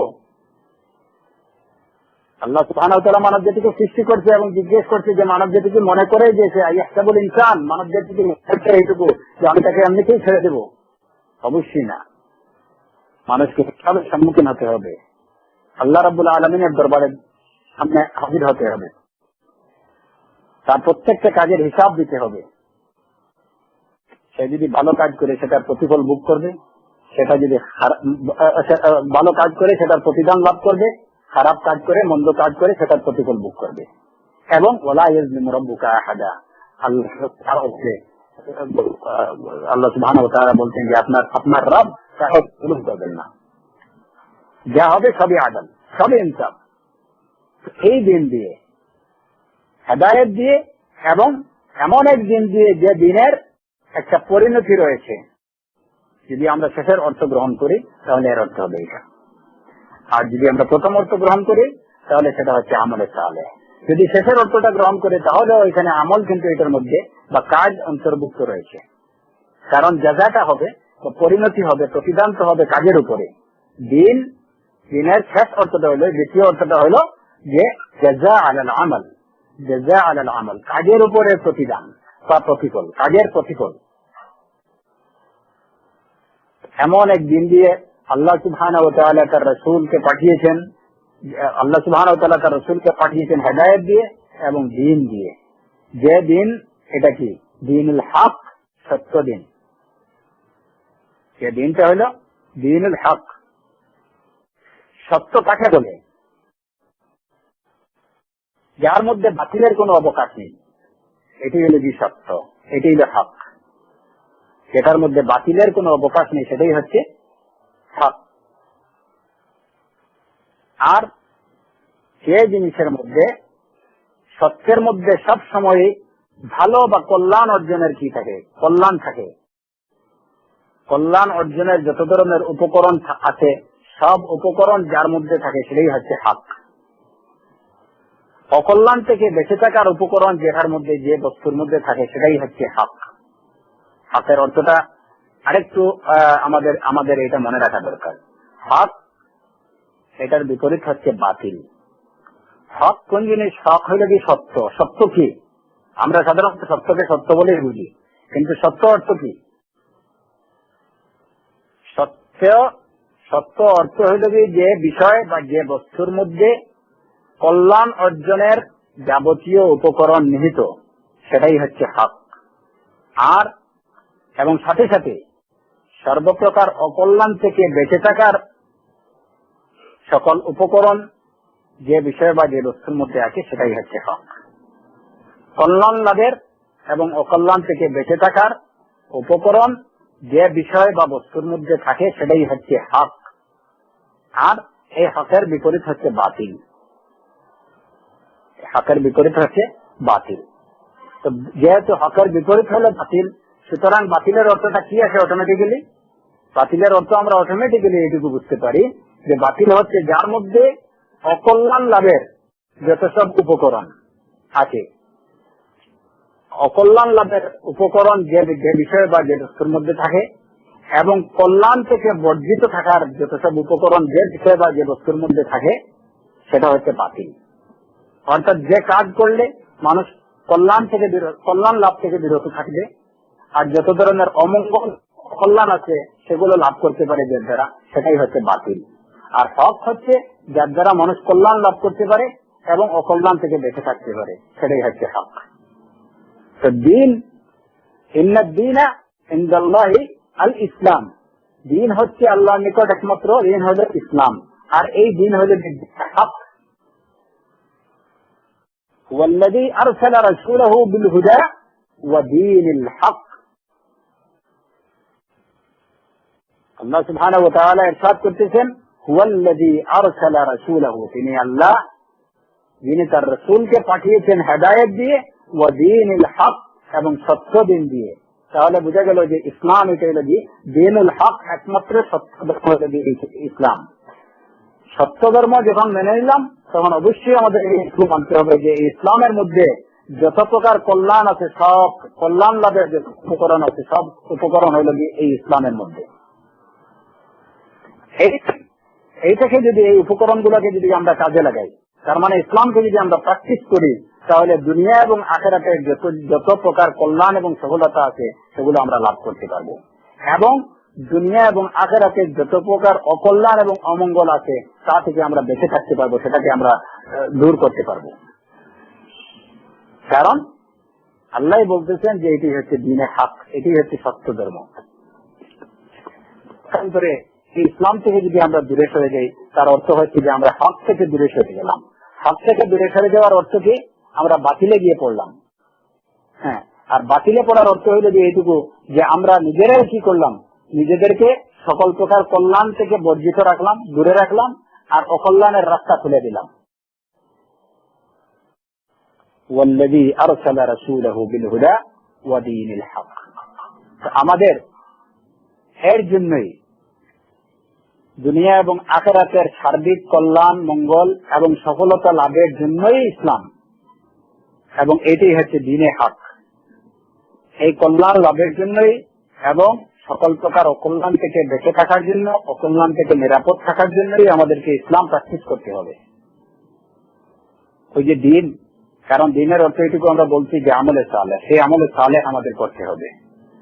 হ্যাঁ, আর আজকে এই যে আমাদের দুনিয়াতে যত ধরনের অমঙ্গল, ব্যক্তিগত, পারিবারিক, সামাজিক যত প্রকার অমঙ্গল, আমরা যদি একটু নিরপেক্ষ দৃষ্টিকোণ থেকে দেখি বা একটু চিন্তা করি নিজে, যে কেন আমার এই অমঙ্গল হলো, এই অকল্যাণ হলো, কেন উম্মতের এই অবস্থা, তাহলেই দেখবো আমরা এটা আমাদের নিকট একদম স্পষ্টভাবে দেখা যাবে যে আমরা ইসলাম থেকে দূরে সরে যাওয়ার কারণেই আমাদের এই অবস্থা। আমার ব্যক্তিগত কোনো অকল্যাণ, সামাজিক, পারিবারিক, রাষ্ট্রীয় যত প্রকার অকল্যাণ আছে, অমঙ্গল আছে, এগুলার পিছনে মূল কারণ হইল যে আমার ইসলাম থেকে সরে যাওয়া। সব থেকে দূরে সরে যাওয়ার অর্থই হইল যে বাতিলে নিপতিত হওয়া, আর বাতিলে নিপতিত হওয়ার অর্থ হইলেই এইটুকু যে অকল্যাণকে দেখে আনা আর কল্যাণকে দূরে ফেলে দেয়া। আমরা নিজেরাই ইসলামকে ছেড়ে দেওয়ার অর্থ হইল যে স্বেচ্ছায় কল্যাণকে বর্জন করা এবং অমঙ্গলকে বেছে নেওয়া। আ'আযানাল্লাহু ওয়া ইয়্যাকুম মিন যালিক। এইটুকু তো আল্লাহ সুবহানাহু ওয়া তাআলার অশেষ রহমত এবং অনুগ্রহ যে তিনি তার রাসূল পাঠিয়েছেন হেদায়েত দিয়ে এবং সত্য দিন দিয়ে। এখন কেন পাঠিয়েছেন? সত্য দিন দিয়ে, লিইয়ুযহিরাহু আলাদ দীনি কুল্লিহি। শাইখুল ইসলাম ইবনে তাইমিয়া রাহিমাহুল্লাহ বলছেন যে লিইয়ুযহিরাহু আলাদ দীনি কুল্লিহি, সে অন্য সকল ধর্মের উপরে এটাকে স্পষ্ট এবং বিজয়ী করার জন্য। তো সত্যের উপরে বাতিল কখনো কি হতে পারে না, জয়ী হতে পারে না। এটাই হলো যে চিরন্তন যে হক। জাআল হক যাহাকাল বাতিল। এখানে আলো আসবে।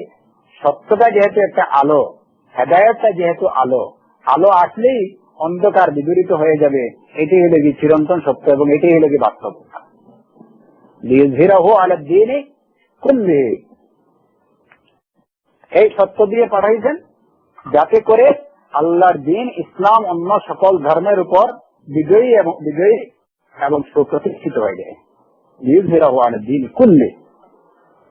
যার কারণে দেখা যায় যে রাসূল সাল্লাল্লাহু আলাইহি ওয়াসাল্লামকে রাসূলকে রিসালাত দিয়ে যখন আল্লাহ সুবহানাহু ওয়া তাআলা পাঠাইলেন, তো আগেকার সব নবীর এই যে দিন, যেটা অন্য সব দিন, আলাদ দীন কুল্লি, সব দিন বাতিল হয়ে গেল। ইভেন মুসা আলাইহিস সালামের দিন, ঈসা আলাইহিস সালামের দিন, দিন ঈসা, দিন মুসা সব বাতিল হয়ে গেল, দিন ইব্রাহিম সব। আর অন্যান্য যে দিনগুলো, ওইগুলো তো আসলে দিনই না। বাকি যেগুলো আছে ওইগুলো তো সবগুলো দিবে দিন। দিনের উপরেও আল্লাহ তাআলা অন্য সব দিনের উপরে, সব ধর্মের উপরে ইসলামকে বিজয়ী করার জন্যই আল্লাহ সুবহানাহু ওয়া তাআলা মুহাম্মদ সাল্লাল্লাহু আলাইহি ওয়াসাল্লাম রাসূলকে পাঠিয়েছেন হেদায়েত দিয়ে এবং দ্বীনে হক দিয়ে। লিইয়ুযহিরাহু আলাদ দীন কুল্লিহি। এটা কিভাবে ইসলাম কিভাবে প্রতিষ্ঠিত হবে, কিভাবে অন্য দিনের উপরে বিজয়ী হবে? এই বিজয়ী কারা করবে? আসলে লিইয়ুযহিরাহু শব্দের মধ্যে আমরা যে দেখতে পাই যে আল্লাহ সুবহানাহু ওয়া তাআলা পাঠিয়েছেন, ওয়াল্লাযী আরসালা রাসূলাহু বিল হুদা। এখানে আগে যেটুকু আপনাদের সামনে পড়ছে সেটা হলো কি শাইখুল ইসলাম ইবনে তাইমিয়া রাহিমাহুল্লাহর খুতবার মধ্যে উনি যেটা বলছেন। এখন আমি আপনাদেরকে বলছি ওই আয়াত, যে আয়াত আল্লাহ সুবহানাহু ওয়া তাআলা ইরশাদ করেছেন কোরআনে কারীমে, হুয়াল্লাযী আরসালা রাসূলাহু বিল হুদা ওয়া দীনিল হক লিইয়ুযহিরাহু আলাদ দীন কুল্লিহি। আল্লাহ সুবহানাহু ওয়া তাআলা নিজে বলছেন যে তিনি আল্লাযী আরসালা রাসূলাহু বিল হুদা, যিনি তার রাসূলকে হেদায়েত দিয়ে পাঠিয়েছেন, ওয়া দীনিল হক, সত্য দিন দিয়ে পাঠিয়েছেন, লিইয়ুযহিরাহু আলাদ দীন কুল্লিহি, অন্য সব ধর্মের উপর এটাকে বিজয়ী করার জন্য। এটা লিইয়ুযহিরাহু, কে বিজয়ী করবে? আমরা বিজয়ী করব না আল্লাহ সুবহানাহু ওয়া তাআলা বিজয়ী করবেন, না নবী মুহাম্মদ সাল্লাল্লাহু আলাইহি ওয়াসাল্লাম বিজয়ী করবেন? সে করে তিনি তাকে বিজয়ী করেন। একটু বিশেষ করে আপনারা খেয়াল করবেন এই শব্দটার দিকে। লিইয়ুযহিরাহু শব্দের শাব্দিক অর্থ হলো যে যাতে করে তিনি এটাকে সমুন্নত করেন, বা শাব্দিক অর্থ হলো যাতে করে তিনি তাকে সমুন্নত করেন অন্য সব দিনের উপরে। মোস্ট ইম্পর্টেন্ট পয়েন্ট, লিইয়ুযহিরাহু আলাদ দীন কুল্লিহি, যাতে করে তিনি তাকে সমুন্নত করেন অন্য সকল দিনের উপরে। এখন প্রশ্ন হইল, যাতে করে তিনি তাকে সমুন্নত করেন, কাকে সমুন্নত করেন?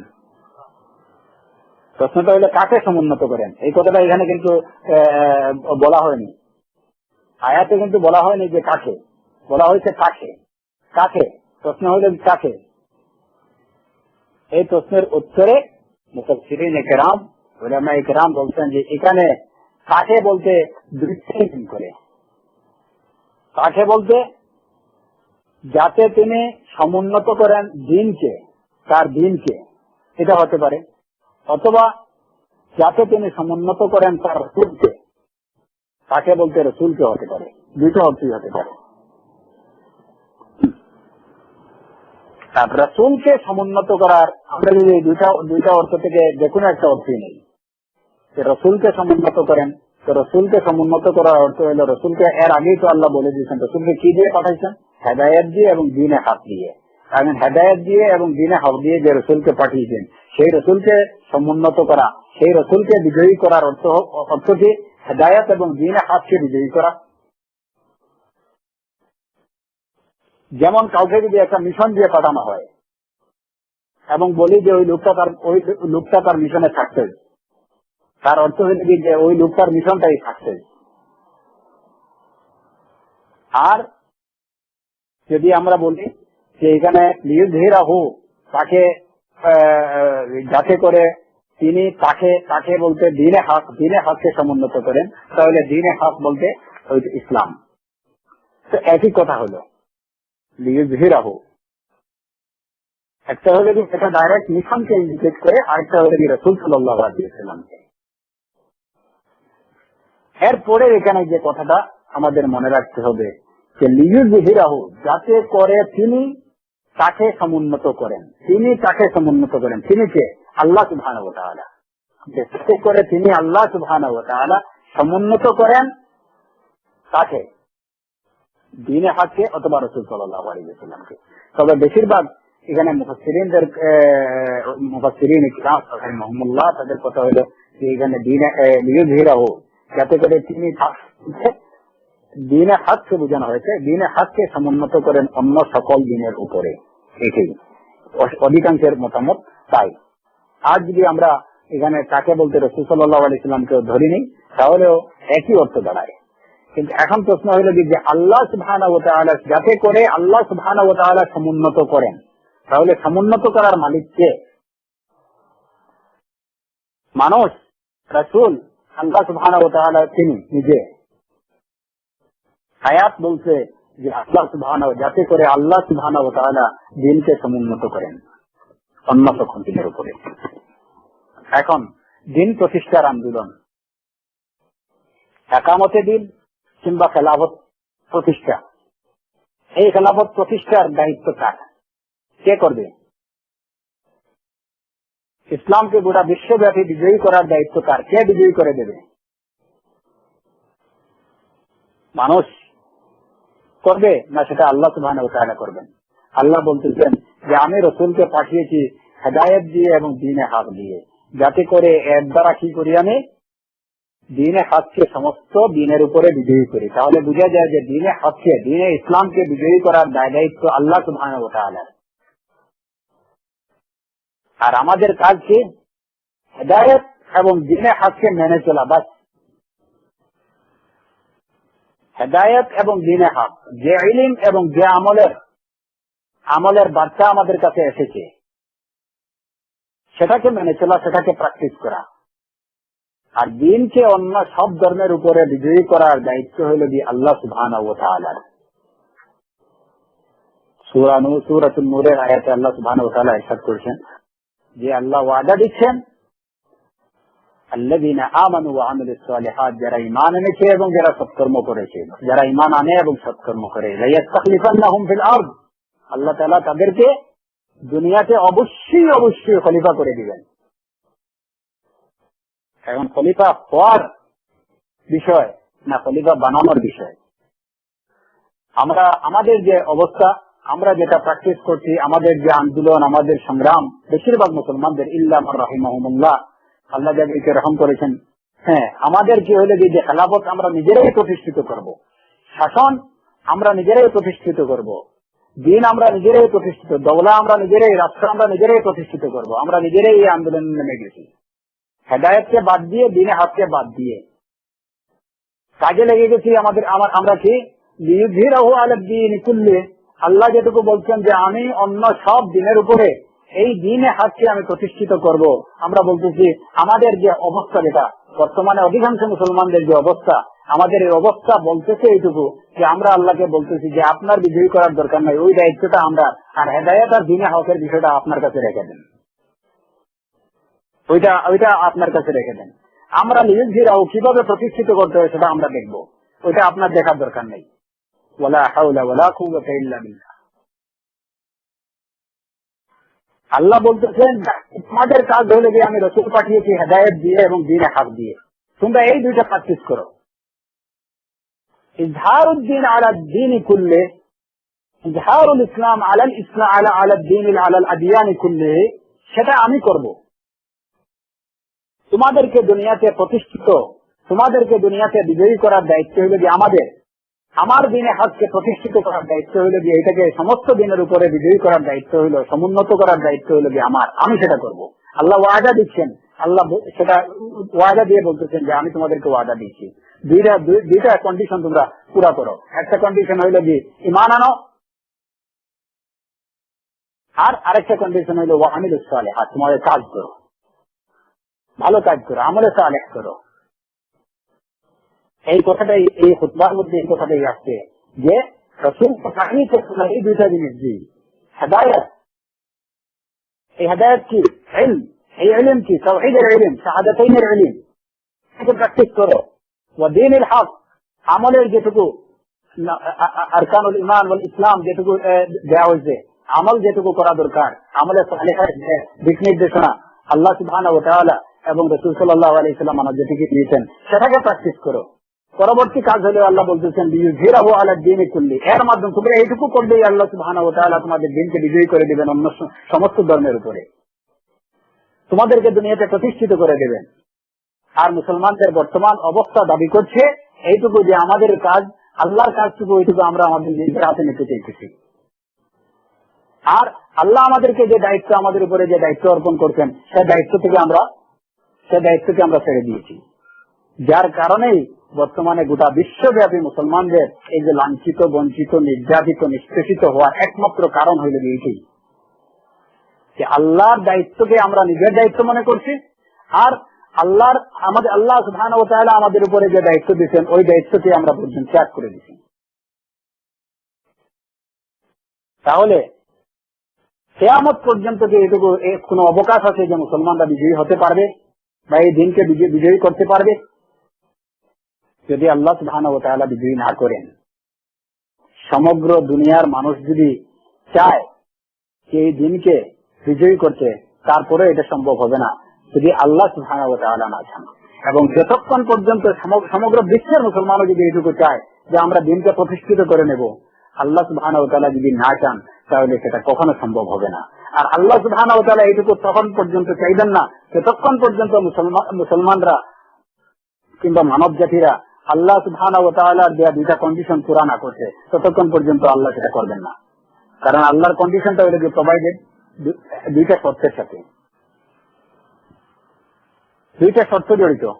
ওই দুইটা শর্ত হবে তখন আল্লাহ তার ওয়াদা পুরা করবেন। ওমান আসদাকু মিনাল্লাহি কিলা ওমান আসদাকু মিনাল্লাহি হাদিসা। আল্লাহ থেকে সত্য কথা কে বলে? আল্লাহ তো তার ওয়াদা কখনো কি করতে পারেন না, করতে পারেন না, করেন না। আল্লাহ তাআলা তার ওয়াদা অবশ্যই পুরা করবেন, তবে এর আগে আমাদের ওই দুইটা শর্ত পূরণ করতে হবে। ওয়াল্লাযী আরসালা রাসূলাহু বিল হুদা ওয়া দীনিল হক লিইয়ুযহিরাহু আলা দ্বীনি কুল্লিহি। তিনি রাসূল এই কারণে পাঠিয়েছেন হেদায়েত দিয়ে, তিনি রাসূলকে পাঠিয়েছেন হেদায়েত দিয়ে এবং দ্বীনে হক দিয়ে, লিইয়ুযহিরাহু আলা দ্বীনি কুল্লিহি, আমরা সব ধর্মের উপরে এটাকে সমুন্নত করার জন্য। এরপরে বলছেন ওয়া কাফা বিল্লাহি শাহীদা, সাক্ষী হিসাবে আল্লাহ তাআলাই যথেষ্ট। ওয়া কাফা বিল্লাহি শাহীদা, সাক্ষী হিসাবে আল্লাহ তাআলাই যথেষ্ট। এখন কথা হলো যে এখানে সাক্ষী হিসাবে আল্লাহ তাআলাই যথেষ্ট, এই কথাটা কেন আসলো?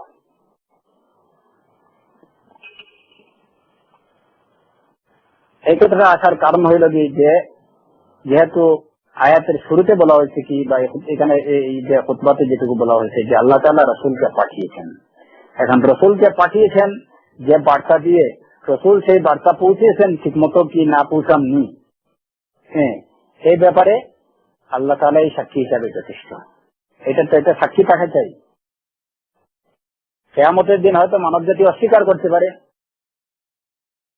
যে না, আমার কাছে কোনো রাসূল আসেননি, তাতে তার যাতে মিথ্যা বলার কোনো অবকাশ না থাকে, তো আল্লাহ বলতেছেন যে সাক্ষী হিসাবে রাসূল আমার বার্তা পৌঁছেছেন কিনা না,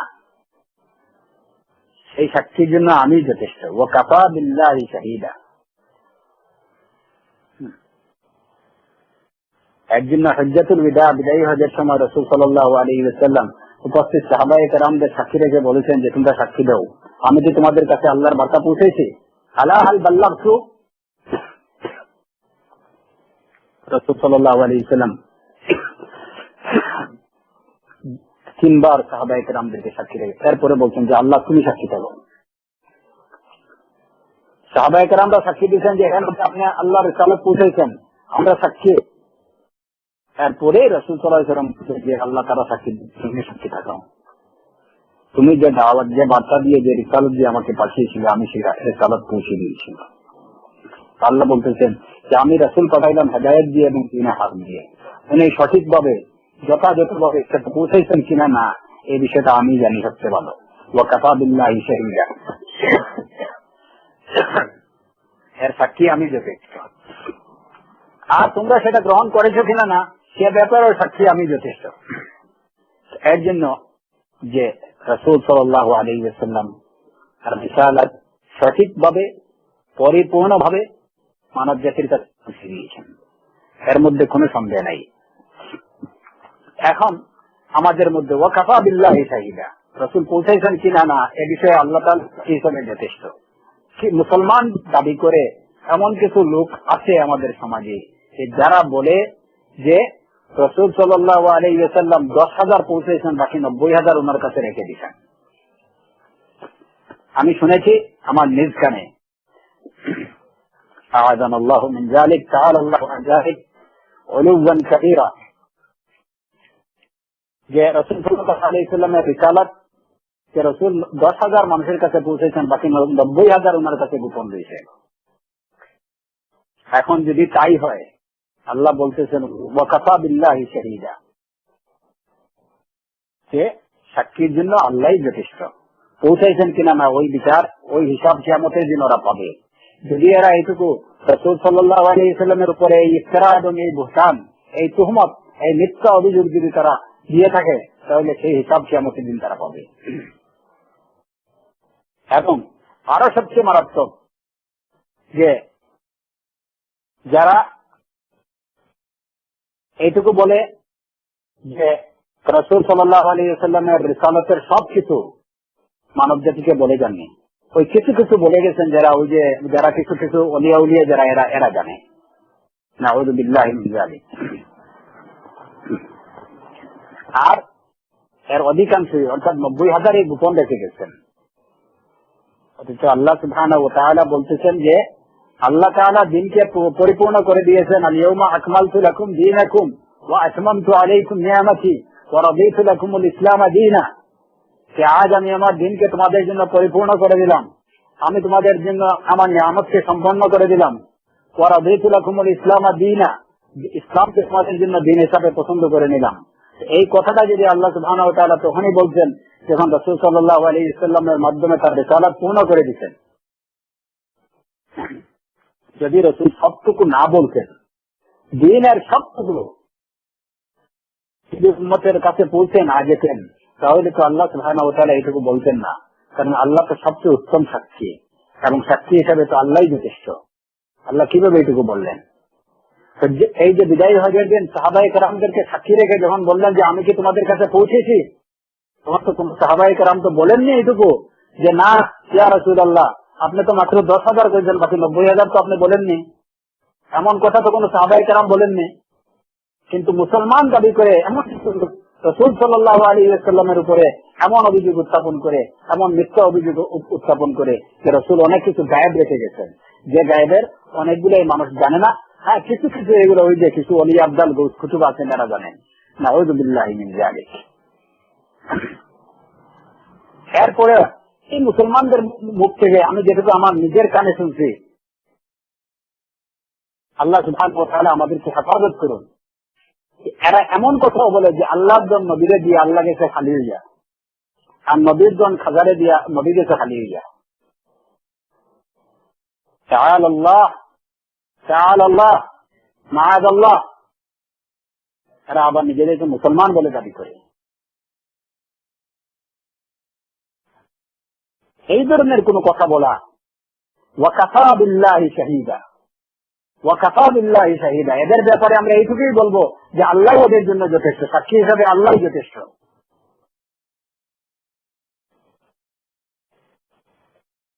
এর জন্য আমাদের যে কোনো কথাবার্তা, এই যে কথাবার্তা, আমি মনে করি এগুলা যে ইসলাম সম্পর্কে অজ্ঞতার কারণে, জাহালতের কারণে, না বুঝে না সুঝে মুসলমানদের, হয়তো যারা নিজেকে মুসলমান বলে দাবি করতেছে, কিন্তু এরা কতটুকু মুসলমান তারা নিজেরাই বোঝা উচিত। আল-ইয়াউমা আকমালতু লাকুম দীনাকুম ওয়া আতমামতু আলাইকুম নিয়ামতি, আল্লাহ সুবহানাহু ওয়া তাআলা এই ঘোষণা, রাসূল সাল্লাল্লাহু আলাইহি ওয়াসাল্লামের এই যে আলা হাল বাল্লাগতু, সাহাবায়ে কেরামদেরকে সাক্ষী রেখে এই সব কথাবার্তা এইগুলো বলার পরেও কারোকে এই ধরনের দাবি করা যে রাসূল রিসালাতের সবটুকু পৌঁছাননি, এই ধরনের দাবি করার পরে সে কতটুকু মুসলমান থাকতে পারে, ইসলামে থাকতে পারে, নিজেই এটা অনুমান করা উচিত। তাই ইসলামকে তাজদীদ করা উচিত, তওবা করা উচিত, তাজদীদে ঈমান প্রয়োজন এদের। আর সর্বাবস্থায় আল্লাহ সুবহানাহু ওয়া তাআলা হিসাবের জন্য, সাক্ষীর জন্য আল্লাহ যথেষ্ট। ওয়াকাফা বিল্লাহি শাহিদা। এদের হিসাব আল্লাহর হাতে, এদের পরিণতি, এদের ইকাব আল্লাহর হাতে। আল্লাহ সুবহানাহু ওয়া তাআলা উম্মতে মুসলিমাকে তৌফিক দান করুন এইটুকু যে রাসূলকে তিনি যে হেদায়েত এবং যে দ্বীনে হক দিয়ে পাঠিয়েছেন নিয়ামত আজিমা হিসাবে মানব জাতির প্রতি, সৃষ্টি জগতের প্রতি, সেই নিয়ামতকে যথাযথভাবে মূল্যায়ন করার, সেই দ্বীনে হককে প্র্যাকটিস করার, সেই হেদায়েতকে গ্রহণ করার তৌফিক দান করুন। আল্লাহুম্মা আমিন। এবং যারা অজ্ঞতার কারণে বুঝে কিংবা না বুঝে, ইচ্ছায় কিংবা অনিচ্ছায় হেদায়েত সম্পর্কে, দ্বীন সম্পর্কে এবং রাসূল সম্পর্কে, রিসালাত সম্পর্কে যারা বাতিল কথাবার্তা বলে, আল্লাহ সুবহানাহু ওয়া তাআলা এদেরকে হেদায়েত দান করুন। আর যদি এদের নসিবের মধ্যে হেদায়েত না থাকে তাহলে আল্লাহ সুবহানাহু ওয়া তাআলা এদেরকে ধ্বংস করুন। আল্লাহুম্মা আমিন। বারাকাল্লাহু ফীকুম জামিআ।